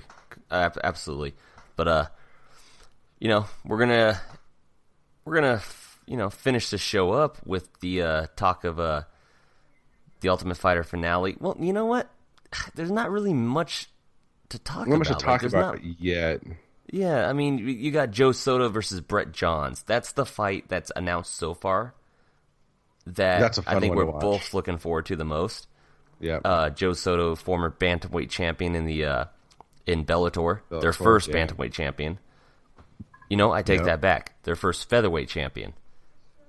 He was featherweight. He lost it to Joe Warren. That's right. But he's at bantamweight. He stepped in short notice, got a bantamweight title fight against TJ, went 5 rounds, got finished. He's taken on the undefeated and absolutely dominating Brett Johns. 14-0. And yeah, he's I don't a mean see kid. What he does to trouble Brett Johns at this point. No, Johns is going to be coming in with a 6-inch reach advantage, and I think he's going to take, not a 6-inch reach advantage. He's going to be coming in with a 6-inch reach advantage. Sorry, my math was wrong. And I think he's going to be able to do what he wants with Joe Soto. Joe's been on a tear recently. He's come back to his own and started winning some fights again. 0-3 in the UFC, and I think he's now on a 3-fight win streak. Yeah, maybe 4. He's been looking great, but I just don't think he's going to beat Brett Johns. I don't know who on the other side of the top 10 is going to beat Brett Johns. To be honest with you, I think some top 10 guys are going to have their handful with him too. Yeah, no, I agree. And since that's the only fight really that we're looking forward to the most on Ultimate Fighter finale, we'll move on to UFC 218. I should let everybody know on the second half of this episode, which we're recording later. Probably shouldn't, transparency. We're transparent on this show. We're recording this on Saturday night. Tomorrow, Sunday afternoon. That's right. I will be interviewing MMA referee Bobby Wombacher. Unfortunately, you have some scheduling conflicts. Yes, I do. Got family functions to take care of. It happens. It's fine. I will try to do my best to hold up MMA to the Max's end of the interview. We're screwed. Game over. No, but he's going to be reffing at UFC 218 in Detroit, which was originally going to be Max Holloway defending against Frankie Edgar. We're going to be talking about the card, talking about all that, getting his insight on some of the fights. But, that's tomorrow as of right now. Are you rubbing your hands together? I am. Can you hear that? That's awesome. Sorry. Yes. Like I'm doing that because my hands are like falling asleep for some reason. I'm tired, man. 24 hours of being awake will do that to you. Get some rest, brother. Almost 24. But before we do that, let's get some insight from you on Holloway, UFC Aldo. 218. Holloway Aldo is going to go similarly to their first matchup, except for Aldo is going to make it into the 4th round before he gets TKO'd by Max Holloway. That's my insight there. Max Holloway is an unstoppable beast at 45. He's got the height and reach advantage. And he's gonna do you take anything away, anything out of what Aldo's saying when he's talking about he's just a change fighter? He's gonna come forward and he's just gonna, bomb on him. Yeah, I'm taking that as he's gonna get outstruck by Max Holloway. Come forward, Jose. It's not gonna change who and what Max Holloway is. He beat you on the feet last time. Come close, you move forward like that, and he's just gonna scoop you up and take you down and beat you on the ground. Max Holloway is one of the most well-rounded fighters in all of MMA. The crazy thing about the last fight is Aldo won the first 2 rounds. He was winning that fight, and then he just got caught. You don't just get caught when you're fighting at this level, man. You make a mistake and you get caught. Aldo made mistakes. Holloway made a mistake, and Holloway caught him. And that's right. Max Holloway never made a mistake. Mistakes put you to sleep or get you choked out at this. He never made a major mistake, but he was getting outstruck and he was losing the first 2 rounds. But hey, sure, you know what? No, he won the fight though, so let's not take it. I'm not taking anything away from him because. Yeah, he got it done. Maybe he was never just waiting. Seemed he was trying to get the timing. He was trying to, Yeah, he was downloading the data. He was hurt, but he was never like rocked, like wobbly, like shit, sure. He's in trouble. I mean, he ate all those punches. And was like, all right, cool, this is a snack. I'm gonna keep going. I'll take a couple more of these. I know what I can do. So if Aldo really wants to beat Holloway, he does it the way he beat Uriah Faber the first time. Take his legs out. Take Holloway's legs away from him. Throw some leg kicks for crying out loud, Aldo. Jesus. You used to do it, and I don't know why you stopped. Where did those go? Where'd they disappear to? If you want to beat Holloway, go back to your old ways. If he starts throwing leg kicks in the first round and he starts putting some damage on Holloway and slows down his movement and his strength, then I might be singing another tune. But as of right now, I don't think it goes past the 4th round, and I think Holloway wins via TKO. That's what I'm saying right now. No, yeah, I got Holloway winning that fight as well. The co-main event sees Alistair Overeem taking on up-and-coming uber prospect in the heavyweight division, undefeated in the UFC, Francis Ngannou. Do you think there's any way that Overeem wins this fight? We have just analyzed this fight longer than the fight's going to last. Ngannou walks away with the first round TKO inside of a minute. I completely agree. While I praise Overeem's new fighting style, more cautious, more technical under the Greg Jackson tutelage, I just can't trust his durability and his chin, especially against somebody that now holds the world record for the hardest punch in the world. They measured him, and Francis Ngannou hits harder than any person measured in the entire world. And I don't see how Overeem is going to handle that punch. He's going to get hit, and I don't see how he handles it. Yeah, he again, talk about a little bit chinny. He's gotten a little bit chinny. Again, he's been more patient, more technical, using more of his range and distance and doing what he can to find the right time to strike. But he's going up against a guy with a 3-inch reach advantage, the same height, and who hits harder than any human hits on Earth right now. So, Ngannou TKO first round. What about we got the long-awaited and second time booked Henry Cejudo versus Sergio Pettis. Pettis is on a roll, and Cejudo in his last fight looked phenomenal against Whistling Hayes. Looked great against Hayes. I've got Cejudo absolutely dominating Sergio Pettis. I've got him beating Sergio Pettis via superior boxing and picking this little dude up and putting him on the ground and putting a hurt on him. I think he submits him. I think he ground and pounds him. Oh, either way, he's getting finished. I like Sergio Pettis, and I think he's got a bright future. I just think Henry Cejudo, ever since that wrong decision loss to Joe Benavidez, to me, has just been, I don't know, man. Like, everything's just starting to click with him. That fight with Wilson Hayes was just ridiculous. I think it was the way he lost to DJ, and then he didn't change up anything, and then he lost that wrong decision to Benavidez. So now he's going in there like a man on a mission, and his boxing looks so freaking good. It does. Like we were talking about when TJ fought John Lineker, the way he just absolutely dismantled and took apart John Lineker, that there's no way anybody beats that Cejudo. The way Cejudo looked against Wilson Hayes, nobody beats that Cejudo besides Mighty Mouse that beats him. No, I don't see anyone at flyweight. Right, that Cejudo was a work of art. You want to look up some both fights. Again, another reason to have Fight Pass. Not like we're sponsored by them or anything, but we talk about a fight, you haven't seen it, look it up, man.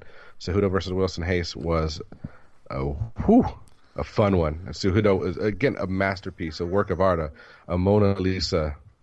Yeah, it was great.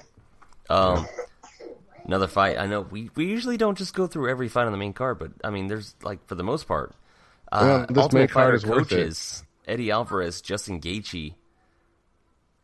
I don't. Man, this is a good fight because Alvarez could catch Gaethje and could finish him, but Gaethje's recovery ability, he's gonna get hit by Alvarez. Alvarez is gonna hit him. Can Gaethje recover fast enough to avoid getting stopped and losing his first fight in his entire career? Can he TKO Eddie Alvarez? I don't think that Alvarez hits as hard as he used to. And one of the things that you lose in age is some of your speed and timing, and that your power is the last thing to go. Eddie doesn't seem to hit as hard as he used to. I don't know. I think Gaethje's. I'm a big Alvarez fan. I really want to see him do well, but again, Gaethje from back in the WSOF days, big fan of his. I think he wins via TKO in the second round. TKO. Yeah, no, I'm picking Gaethje in this fight. I think his recovery ability, whether it gets hit or not, is it's up to snuff. I think it'll do it. I think Alvarez's chin is kind of shot now. I think it's gone. He doesn't take a punch like he used to, especially in Bellator. He had that amazing. The first fight with Michael Chandler, he had that amazing war that Chandler ended up eking out in the fourth round with a submission. But it was a war up until then. I just don't think Alvarez has it anymore. So I'm with you with picking Gaethje.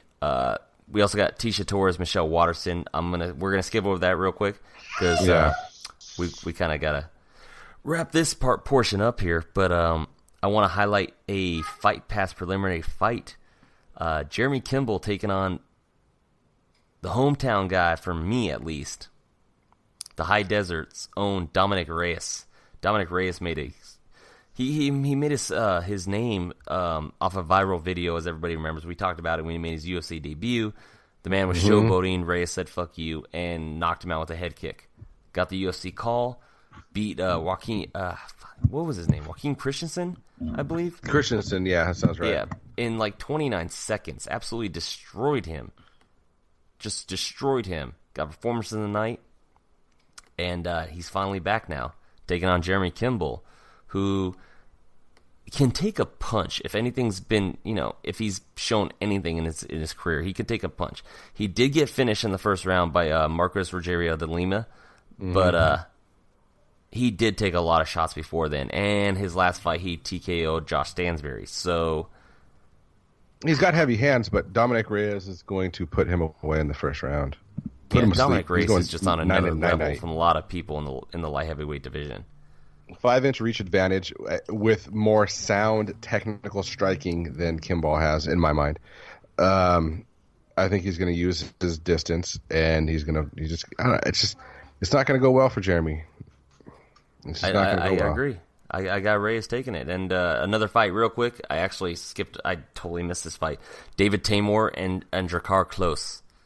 Drakkar Klose ending the undefeated record of Mark DeCasey that everybody was all on board the hype train. Oh, I was high on that hype train too. I didn't as was I. But Drakkar Klose took that hype train in my mind. And David Tamor, his last fight, he dominated standing the previously mentioned Lando Venata. This is going to be a great fight, and it actually might be fight of the night if Alvarez Gaethje ends too quick. This is your sleeper fight of the card. Watch it closely. These are two guys that are both on a star rising. Drakkar 8-0-1 versus Tamor 6-1. These guys both finished via TKO. They both have good chins. They both can take a decent shot and keep delivering. So it could be one of those little phone booth fights again. Yeah, I can't wait, man. This is a stacked card. Even when we lost Frankie Edgar, the entire card is still stacked. And the main event, every single one of those fights could be a headliner or the main card. Each Like one of the those Fight could be Night a headliner, card. absolutely. Yeah, absolutely.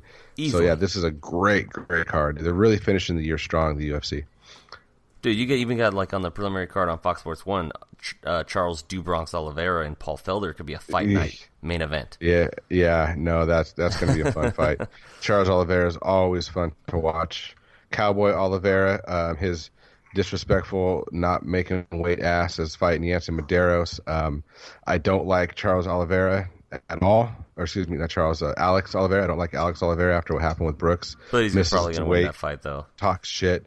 But he's going to beat Yancey. If Yancey wins, I'll be so happy. But that's a big test for Yancey. I don't think he's going to be able to step up to that challenge. I think Oliveira's going to submit him in the third round or second round. But we'll see. I'm going to be going for.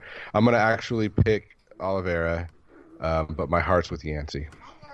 No, I get it. And well, on that note, man, I know you got some sick family members you got to take care of.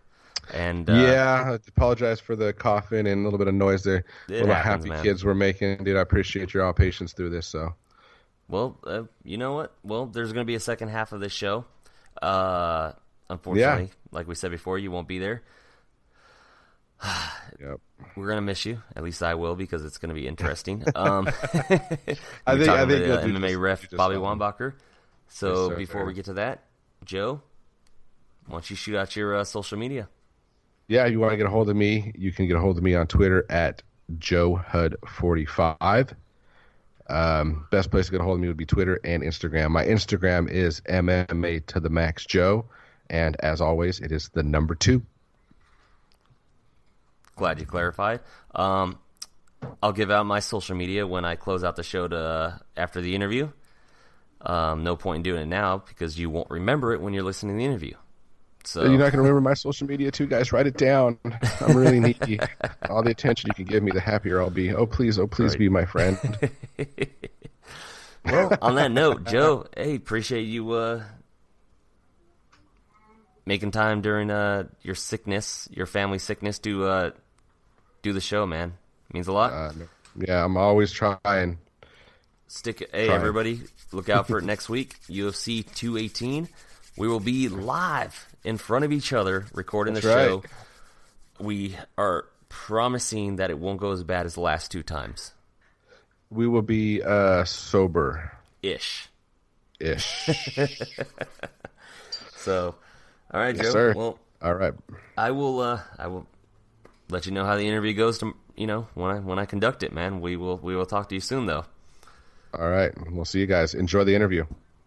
All right. And we will now take a commercial break, and we will be back with MMA referee Bobby Wombacher.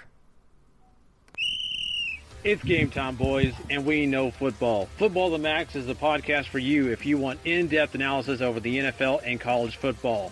We preview all the action coming your way over the weekend. And we break down all the big action after it's happened. Plus, we tackle all the big news topics and discuss everything when it comes to the gridiron. So come check out Football to the Max every Tuesday morning and Friday morning on the W2M network. What's up, everybody? And we're back with part 2 of episode number 20 of MMA to the Max. I am still your host, Robert Taylor, and I am not joined by my co-host, Joseph Hudson. He had a scheduling conflict, as we alluded to earlier, but I am joined by our special guest for the second half, MMA referee Bobby Wombacher. How you doing today, Bobby? How's it going over in your neck of the woods? Fantastic, and the weather's beautiful, so I can't complain. Yeah, it's not too bad over here in California either. You're out in the Chicago area, right? No, I'm actually in Utah, but in all fairness, is the weather ever really bad in California area? Yeah. I mean, for the most, where I live at least, I live in the high desert area, Joe Stevenson's location. Victorville. And, exactly. I live in Victorville. Yep. Nice. Yes, and it's usually either scorching hot, ridiculously hot, or freezing cold, balls freezing cold. So, it's very rare we get like a happy medium. I actually lived up in Salinas, and one of the offices that was in my region was in Victorville, so I spent some time there. Oh, okay. Yeah, so you've how long ago was that? 9 years ago, 8 years ago. Before it started going down the shithole. Before it started getting worse. Right. Yeah. No, it's used to be I think at one point is one of the top up and coming cities to move to, and I guess everybody read that because then they started moving here, and now it's gone downhill. Right. Well, that's the way it goes, I guess, right? Yeah, for sure. So, well, I mean, real quick, let's just get into you and just have you talk about yourself for a few minutes for the people that listen to the show that don't know who you are. I mean, I know you've worked all over for the longest time. About what, 4 years? 5 years? It's been 5 years. 5 years, yep.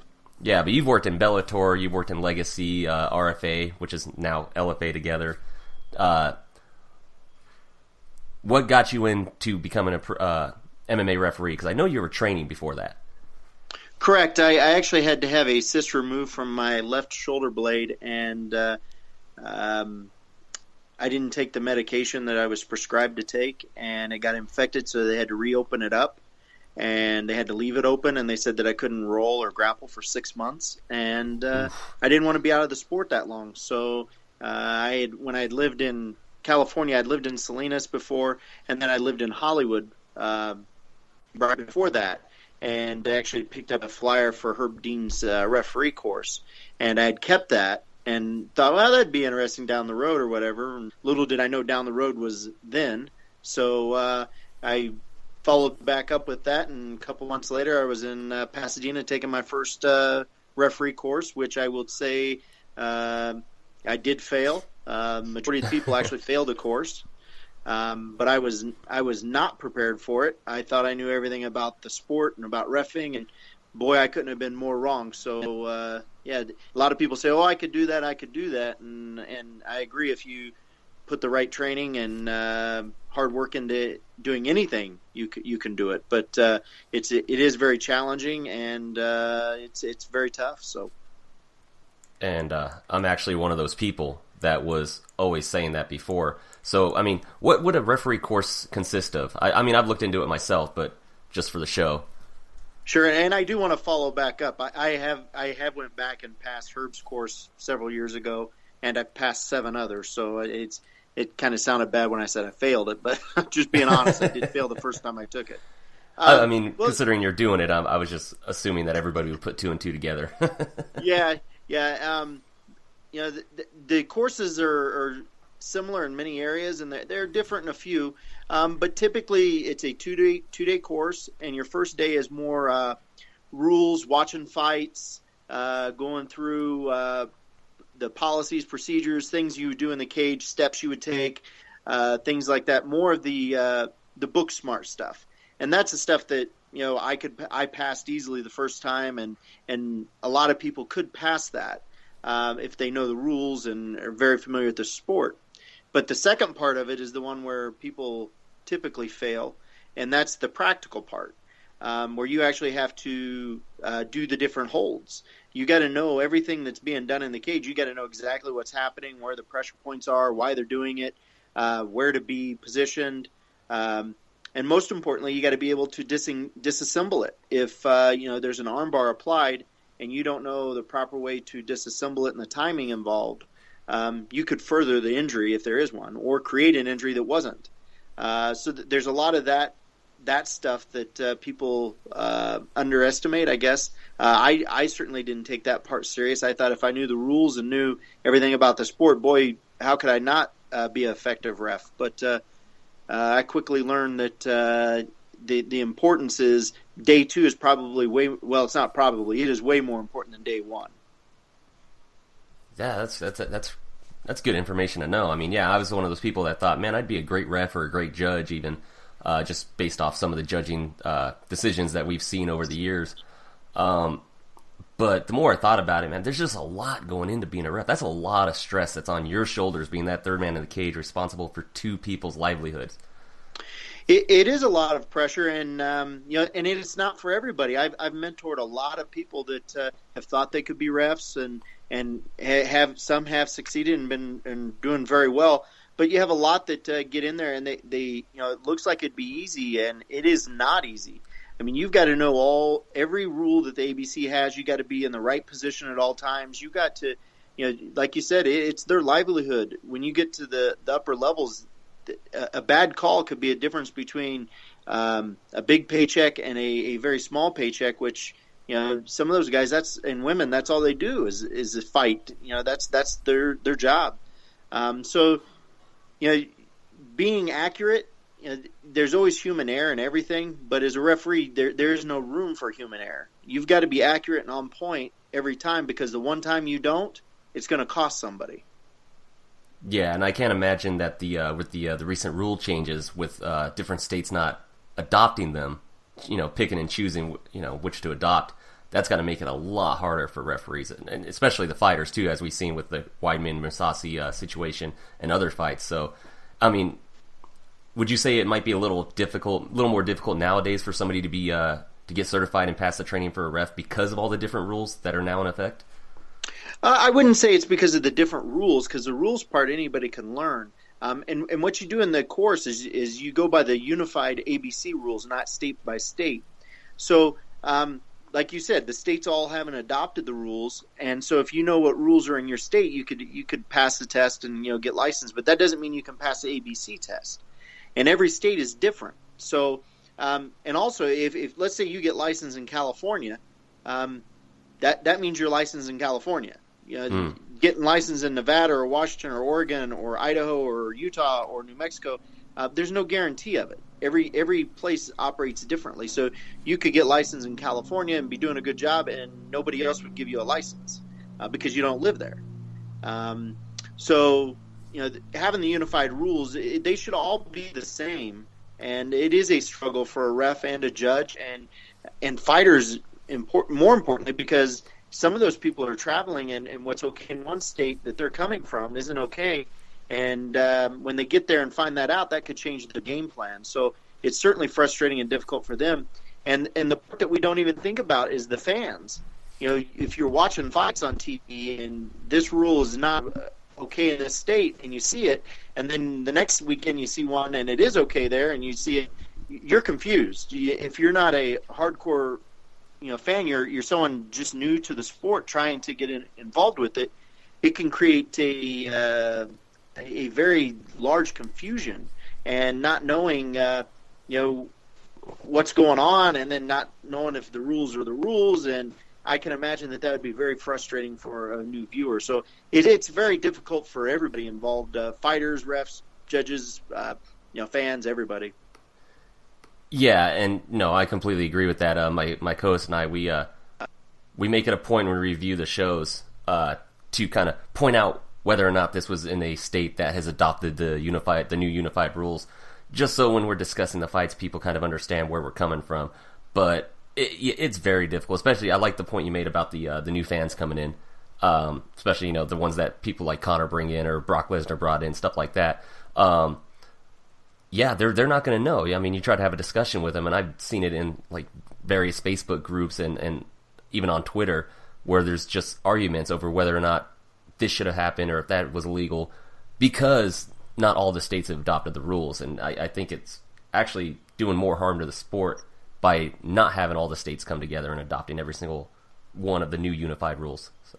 And I will go on the record. I think the ABC, they put together a rules committee to kind of look at the rules. Some of them are archaic and no longer need to be there, and that's kind of that committee's job. And I think they've done a fantastic job. And I think these new rules are absolutely necessary in the next, as the evolution of our sport goes.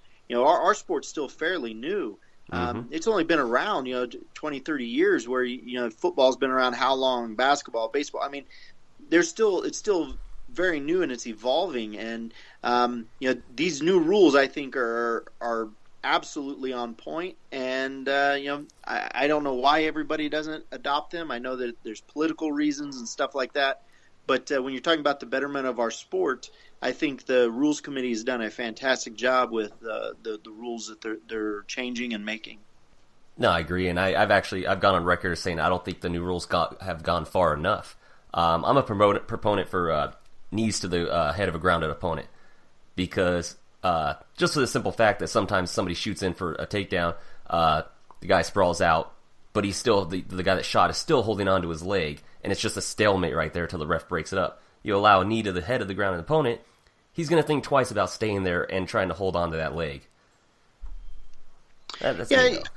Yeah, the big thing that you got to look at, and is from a referee standpoint, is just fighter safety. And if somebody shoots in and they take a knee to the head in the process of the shot, that's not always a foul. It depends where it occurs and what's the intent. If their intent was not to knee him in the head, then obviously it's incidental contact type of stuff. So it really depends upon the situation. No, that's a fair point.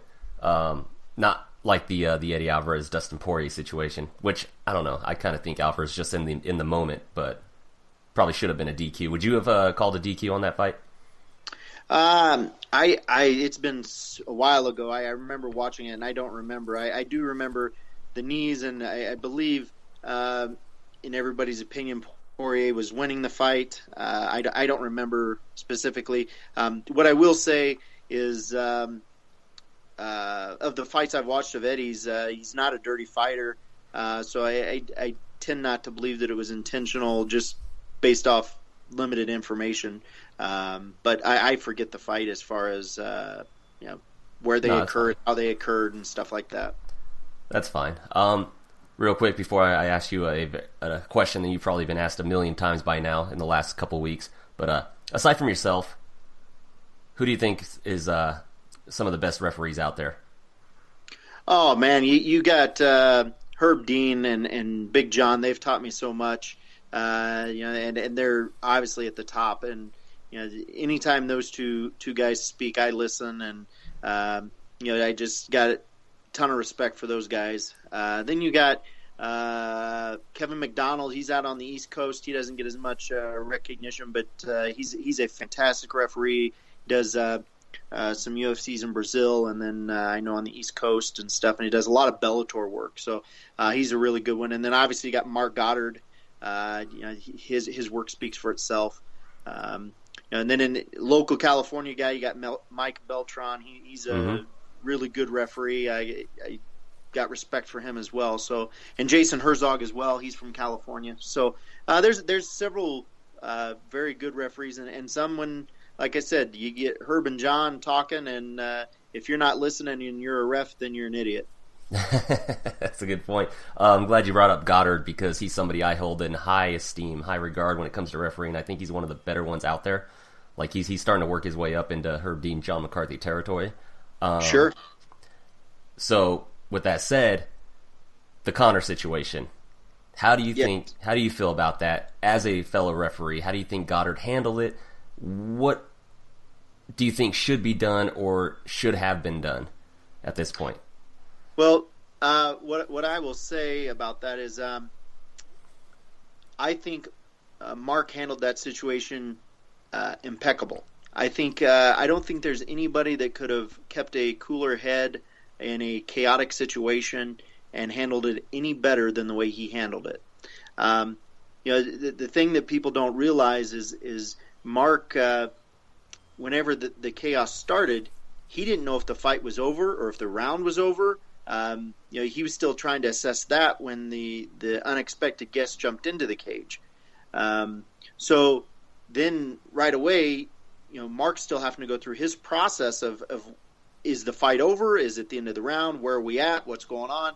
And now he's got to deal with something completely different, coming in and making a situation that's already confusing because of the loud crowd and the noise and everything. And now you've got another individual in the cage that should not be in there. And the way he handled it, I would like to think I would have handled it very similar and very much like he did.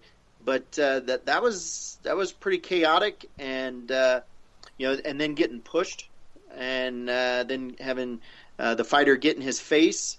I thought he handled it well, still trying to decipher if the fight was over or not. I mean, still through all of that, he's still trying to keep the fighter safe and figure out, is this fight over or is the round over? And, that's what a lot of people may not recognize. And, from watching on TV, it's, in their mind, oh, yeah, he clearly stopped it before the round was over. But in that moment, and I've been there, when it's so loud, especially when you got a hometown guy, it is so loud you cannot hear. You were basing everything off of where you're at in the fight and where it should be at in the fight, and you're making a call, and he stopped it at the right time. I just think that he handled it so well that refs will be looking at that situation in training and learning from it for many years to come. No, I agree. I was completely on Goddard's side with the whole thing, man. It's just, Conor should have never been in the cage. As you can see, Redmond was still on the ground when the whole ruckus happened and all the chaos happened. That could have been more damage to the already damaged fighter. So, yeah, situations like that should never happen. And not to mention Conor, regardless of the issues that he's had with Goddard for years, ever since he beat one of Goddard's students way back when. You just like Dana White said when Roy Nelson playfully kicked John McCarthy in the butt. You don't ever put your hands on an official. So I still don't understand why he hasn't been suspended yet. Well, even beyond that, he wasn't even a participant. He wasn't a cornerman. He wasn't anything. Roy Nelson at least was a participant and had frustration and emotion. You still don't touch a referee, but in that situation, he entered the cage and he had no part in the fight other than that was someone from his gym. And as far as why there's been no suspension or anything like that, number one, it was overseas. So I don't know, just my opinion, I don't know what could happen stateside because it wasn't in a state. And then more importantly, if he wasn't a licensed cornerman, then they can't do anything to him necessarily because he didn't have a license. So they can't suspend his license. They can't do anything like that because he didn't hold a license. And I don't know if he did or didn't. I'm just saying if he didn't, because if he wasn't a cornerman, it'd be like you jumping in from the third row, and then the MMA community and ABC saying, you know what, we're going to suspend you for 6 months. You're like, yeah, okay, what's that mean to me? If you don't have a license, that's fair. What can you do? So I'm sure that the UFC wasn't. Well, I can't speak for them, but I can say I'm sure Conor regretted the outcome of it. And what happened. So I guess we'll just wait and see what happens. I don't know if he was supposed to fight December 30th, like some people had said. I don't know if that's punishment or not, but I think something will happen. I just don't know what, and obviously that's above my pay grade, and I don't worry about it. I focus more on how the referee handled it and what I could learn from that part of it. And again, I think Mark just did a fantastic job with it. Yeah, I thought he did as well, and he handled the aftermath of class as well. He asked for no sanction, no punishment from McGregor. It was just a really bad situation. But I'm glad that at least nobody got hurt. As far as what you were saying, though, that's a very logical point. A logical way to see things, because if that was somebody like me, I probably would have been behind bars. So right. So oh man, but so did you get a chance to watch the fights last night? Or I should say yesterday morning? I did not watch them. I've read about them and heard about them, but okay. I did not get a chance to watch them. They were at 1:45 my time or whatever. Yeah, one of those really early ones because it was in Shanghai. But there was a right. I wanted to ask you how you felt about the UFC allowing Michael Bisping to step in on 3 weeks' notice after taking the damage he did from GSP. He took a lot of unanswered shots with elbows. Probably should have been stopped before the choke in the GSP fight. Right. It was allowed to go. He got choked out. 3 weeks later, the UFC, who's sanctioning their own show here, no commission in Shanghai, allowing him to fight on 3 weeks' notice. Would any commission in America have allowed him to do that? I don't know as far as how his test came back, but one thing I do know is, the UFC in most promotions are more concerned about fighter safety, even though a lot of people don't believe that. You look at the Mark Hunt situation where he talked about his condition and they pulled him off of a card and he was the main event guy. Bisping was just going to be a replacement. When from my understanding, whenever Anderson got pulled off of it.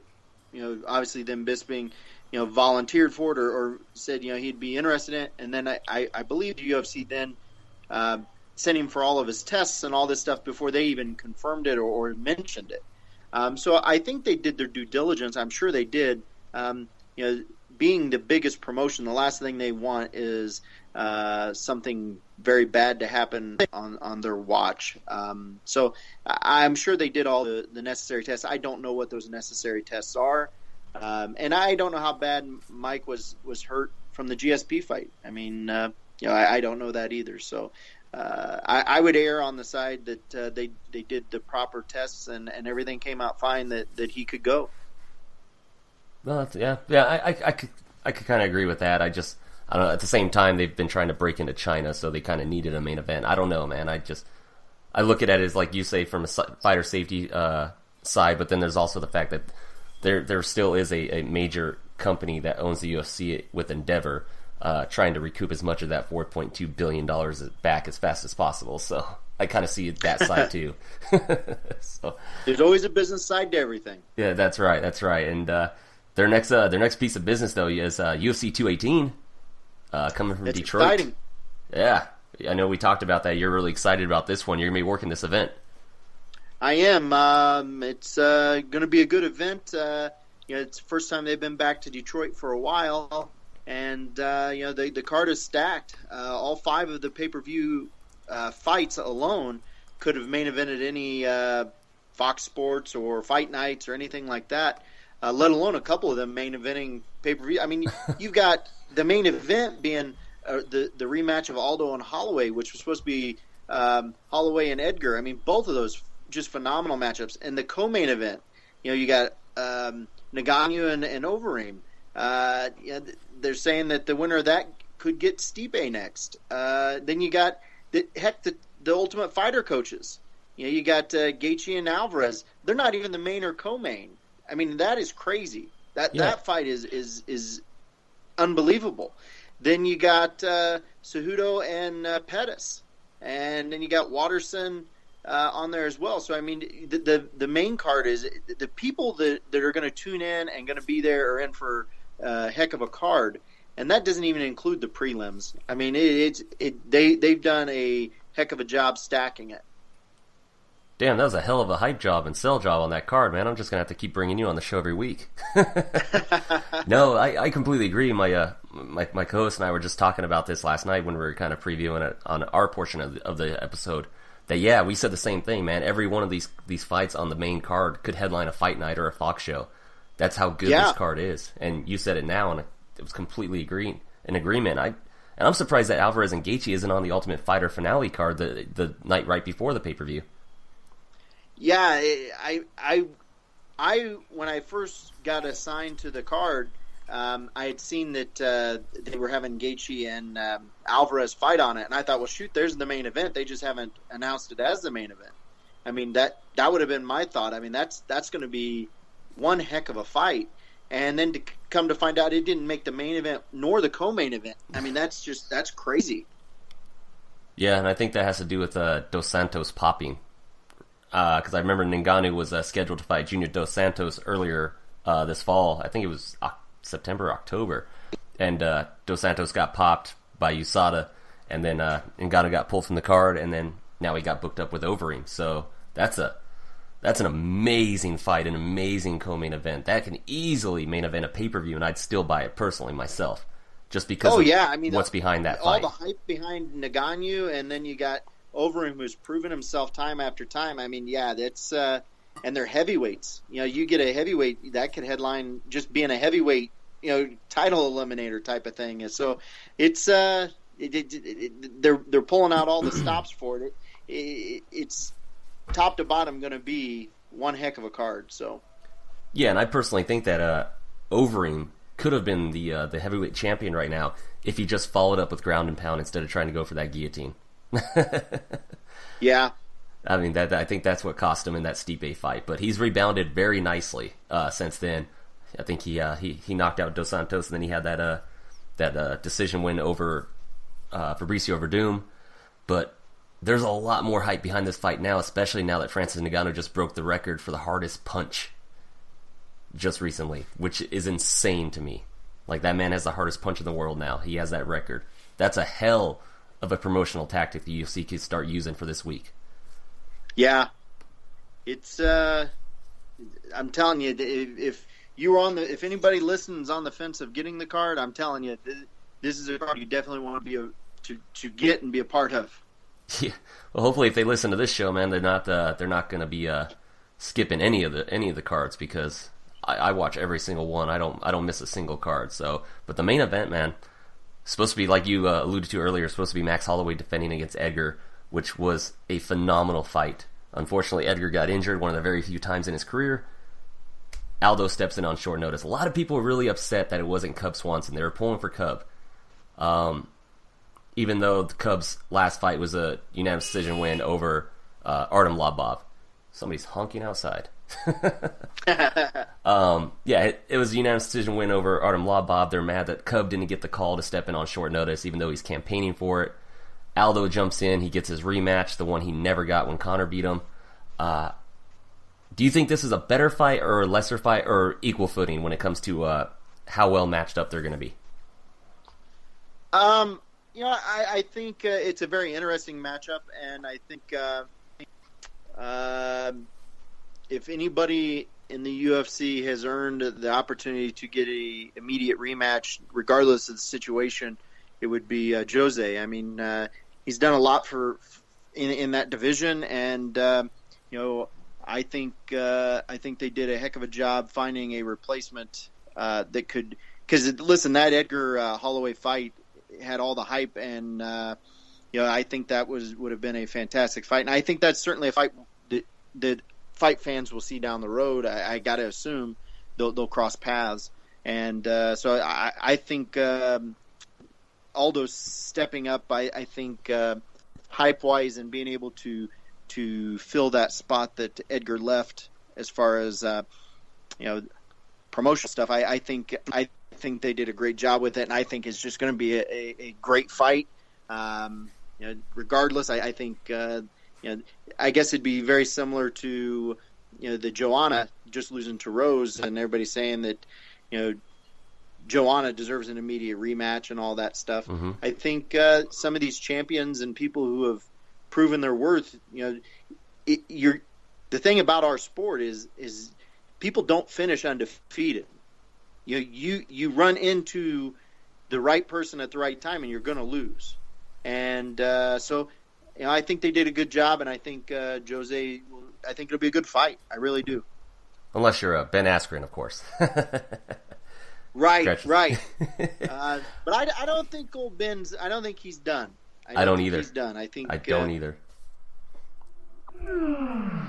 Oh, I think we just lost him. Oh no.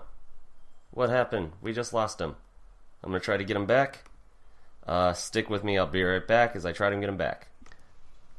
And we're back. I managed to get Mr. Wombacher back. I think that was on my end. My Skype just took a dump on me real quick, so hopefully that doesn't happen again. Jesus, how unprofessional of a show we're doing right now. Technology. Yeah, right? Stupid Bill Gates and his Microsoft. Oh, glad I got you back, man. Yeah. As we were talking about the show, with the Aldo fight, I think Aldo personally gets a lot of hate because of the 13-second knockout loss in his title fight.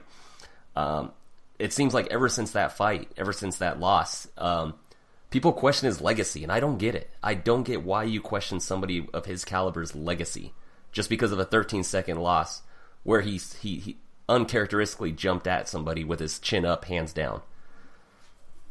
Yeah, I guess, like I said, people don't typically go undefeated in our sport. You make a mistake at that level. One mistake is the fight. That's the level of fighters that you're going against. One mistake is your fight, and you hear fighters talk about it all the time. That I was doing real well, and then I made this one mistake, and it's over. And that's the truth at that level. Those athletes are at the highest level, and they capitalize on one little mistake. And yeah, that's exactly what happened. And I guess a lot of people seem to forget too with the first Holloway Aldo fight. Aldo was winning that fight until he got caught by that combo. He won the first 2 rounds, I think, on all 3 judges' scorecards, and on my scorecard at least, my personal one. So it's not like this is just, oh, they're throwing Aldo in there, he's getting an undeserved title shot. He was winning that fight till he got caught with that combo that dropped him. Yeah, I think it's a heck of a matchup again, a rematch, and I think it's going to be a very good fight. Absolutely. There's another fight on the Fight Pass preliminary card. We were talking earlier about Victorville, the High Desert, and everything with Jeremy Kimball taking on High Desert's Dominic Reyes. That's a heavyweight, right? Light heavyweight. Light heavyweight, okay. Yeah, and Dominic Reyes, man, I was happy to see him make his UFC debut. Starts Joaquin Christensen in 30 seconds. His brother Alex just made his debut on short notice. If you remember that, 3 days notice against Mike Perry at welterweight. Got completely starched, but we haven't, like, the High Desert hasn't had like a really big star fighter since Joe Stevenson. Really, man. I mean, do you think somebody like Dominic Reyes can kind of break that mold again? Well, I guess my take on it is if they're in the UFC, they can break any mold. The UFC, only selects fighters for a reason, and this individual obviously deserves to be there, and obviously the UFC believes he can break the mold, or he wouldn't be there. No, okay, I agree. Yeah, that's a good point. I mean, it is the best. Although I will say, I think Bellator's starting to come up in terms of talent. We saw with the Shlemenko fight against Mousasi that they're not all pushovers in Bellator. No, I think I think you got the LFAs. They put on good fights. I think Bellator's putting on good fights. I think as far as the sport goes, I think it's just phenomenal for the sport. To have so much exposure and so many quality fights out there. I agree. And all the quality fights on this pay-per-view card. Do you personally, you don't know which fights you're going to be doing until you get to the event, correct? Correct. We get our assignments when we get there before the fights. Is there, obviously you got people like John McCarthy and Herb Dean that kind of are higher on the pecking order. Is there kind of a list, like a pecking order when it comes to, per event basis? No, actually, the commission, whatever state it's held in, actually selects the assignments. The UFC and the other promotions have no hand in it. The states will actually sit down and assign the officials for the fights. So as far as pecking order goes,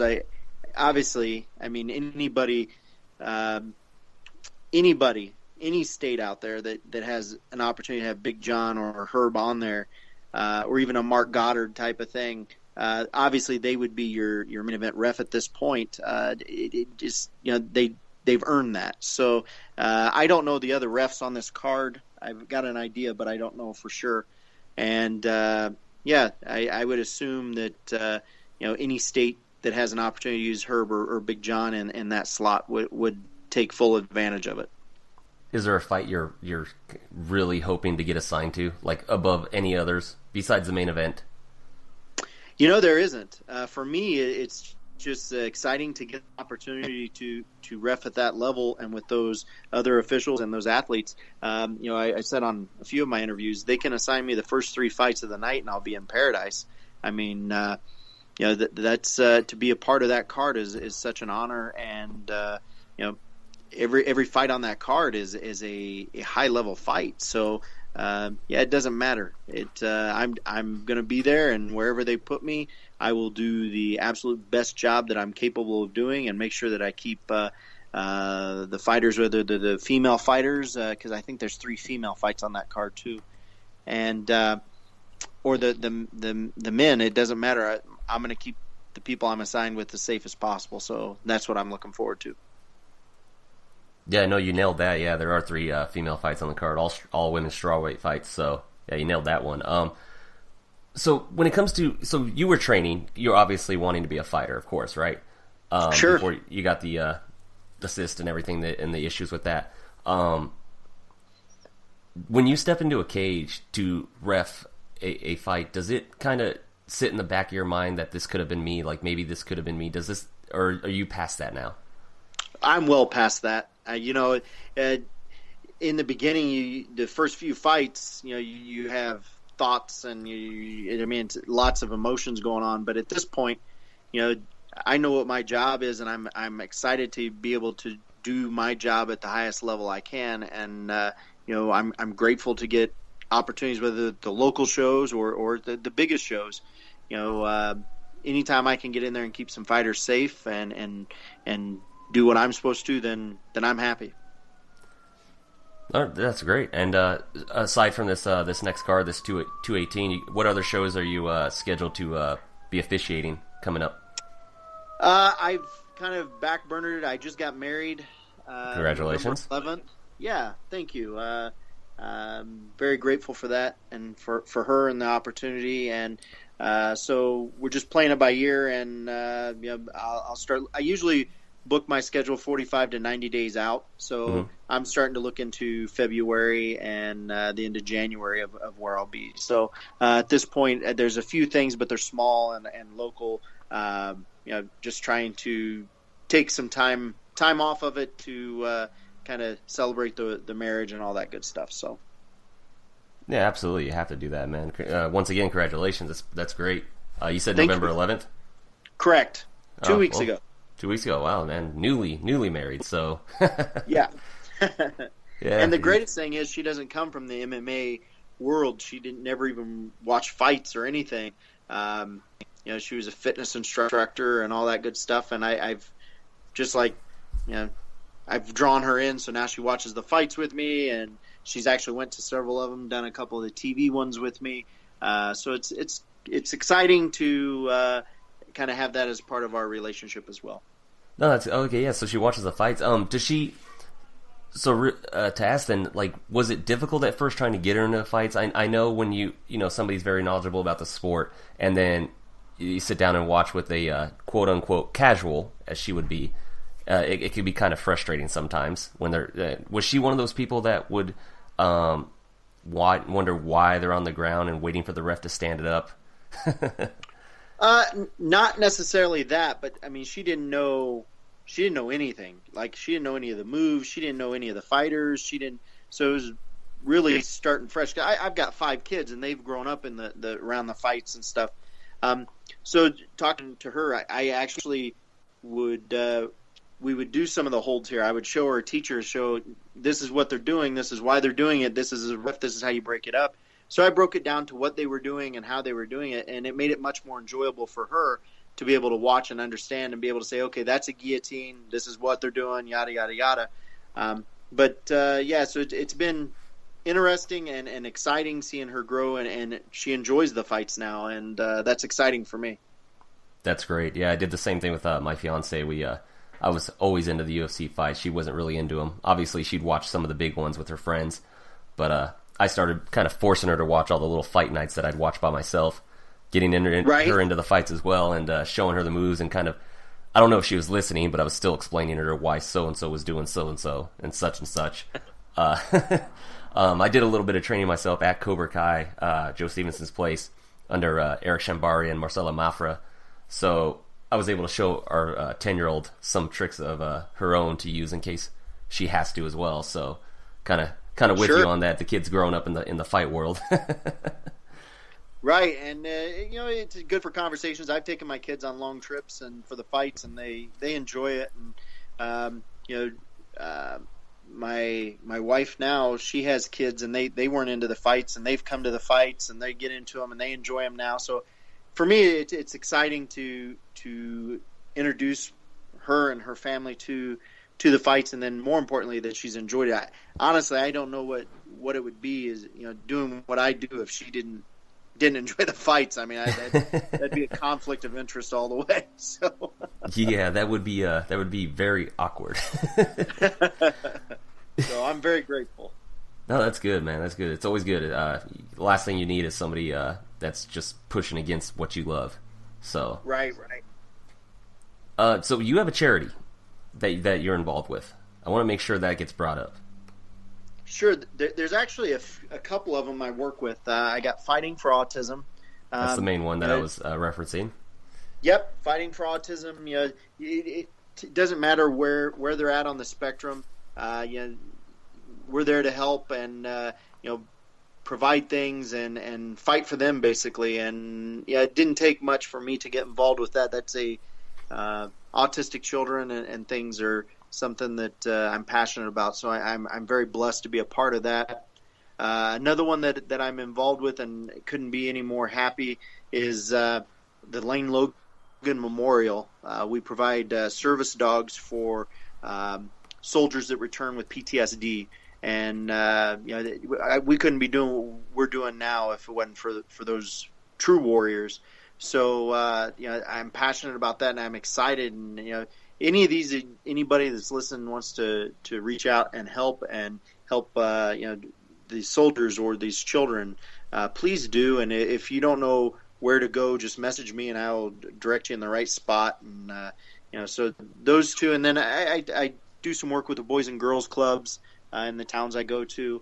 So I'm pretty excited about being able to help out any way I can. And yeah, so those are the main ones. I also work with kids with cancer and stuff like that. But those are the main ones. And yeah, again, if you want to help out, just send me a message if you don't know where to go. That's great, man. That sounds very rewarding. I completely appreciate that. That brings you know, the respect level even higher than before, because we had spoken a couple times earlier on this show to Jose Shorty Torres. You know him, right? Titan FC dual champion, and he gives back to his community as well so much. And it's so awesome to see people involved in the sport, whether it's a fighter, a ref, a promoter, anybody that's able to just give back, and not just in their own world, in their own head, thinking, you know, you don't have to, but you're a better person when you do. Yeah, whatever community I go into, I typically try to do something in that community the night before, the morning of, depending upon when my arrival is. You know, and those are things people don't necessarily see, and they don't need to see that stuff. But it's just something that's important to me to give back and kind of use my position and my name to help anybody. And so I've been blessed to be able to do that. And yeah, it's very it gives you a sense of purpose more than just going and reffing. So yeah. No, that's great, man. I appreciate that you're able to give back, that you choose to do that. That's awesome. That's especially the service dogs for the soldiers coming back with PTSD, man. I know that's a big topic of debate nowadays in this country when it comes to politics, you know, soldiers, everything like that. We're not going to really get into that, but we at this show we do agree that the soldiers that come back do need to be taken care of. So that's a very worthy cause. That's not to you know, put down the other cause, especially fighting for autism. That's another great one. But for the soldiers, at least, that's really good. Yeah, and you know, nobody has to talk politics and all that stuff and war and all that. But the reality is, the soldiers are over there and they're fighting for us, whether we agree with it or we don't. When they come back, you know, they shouldn't have to worry about little things, and you know, if they have PTSD and you know they've got other issues, you know, we need to take care of them because they were serving us. They were protecting, whether we agree or disagree with it. The fact is, they were doing something for us, and you know, I'm very grateful to be a part of that group and seeing these soldiers get the dogs that can help them out. So I'm very grateful for it. No, I'm grateful that you're involved in a charity that helps them out. So, and I'm as well. I completely agree with what you're saying. I'm very grateful for what they do for us. Like you said, you don't agree with why they're there. That's fine. They may not agree with why they're there, but they still do it. So, right. And that's all that matters, as long as they're there. Correct. Well, Bobby, I don't really have any other questions, man. I don't want to start looking into things and holding up more of your time. I'm glad you were able to spend some time with me, at least on this show. Usually it goes a little smoother when my co-host is able to jump in. Well, you know, anytime you guys have any questions or anything, you know, reach out to me. I'll be happy to come back. You know, for the people who aren't following me, you can find me at MMA referee Bobby Wombacher on Facebook. I update stuff there. I will be putting some Facebook Live stuff from the event this Saturday, probably nice. even Friday night when I get there. So there will be a lot of stuff there, and I also post the assignments there once I get them on Saturday. So, if you're not following me, follow me there. And again, if you ask questions to me there, I respond to everybody. Regardless of the question, I do respond to every single question I get. So. Oh, that's great, man. And I know for a fact, because we're a smaller podcast. We're still pretty new. Like I said, episode number 20. We do one every week. Our first one was I forgot the number off the top of my head, but it was Robert Whitaker versus Yoel Romero in July, the 4th of July weekend show, the Fight Week show. Okay. So we've been doing one every week, and it's going to be great when I sit down with some of my friends and watch it and say, hey, I interviewed that referee. Well, like I said, if you have questions like calls and stuff or anything that anybody responds to you, just let me know. I'll come back on anytime you guys have a topic, and it's my pleasure to help educate people and answer anything they've got. That's actually a great idea, and I'm going to keep that in mind whenever I see a very questionable call by a referee or a situation like the Goddard Conor situation. Yeah, I'm gonna hit you up and say, hey, let's talk about this, even if it's for 20 minutes, 30 minutes. I'm gonna want to get your take on everything. So absolutely, I'm available. So just let me know. That's awesome. I appreciate it. Well, thank you for your time, Bobby. You already got your social media out. That's usually out at the end. I was about to just ask you about it again. So it's just muscle memory type stuff, I guess, at least with the mind. Right. But yeah, man, enjoy the rest of your week, and I look forward to seeing you how you do on the 218 show. Let's cross our fingers for no mishaps, at least. Anything could happen.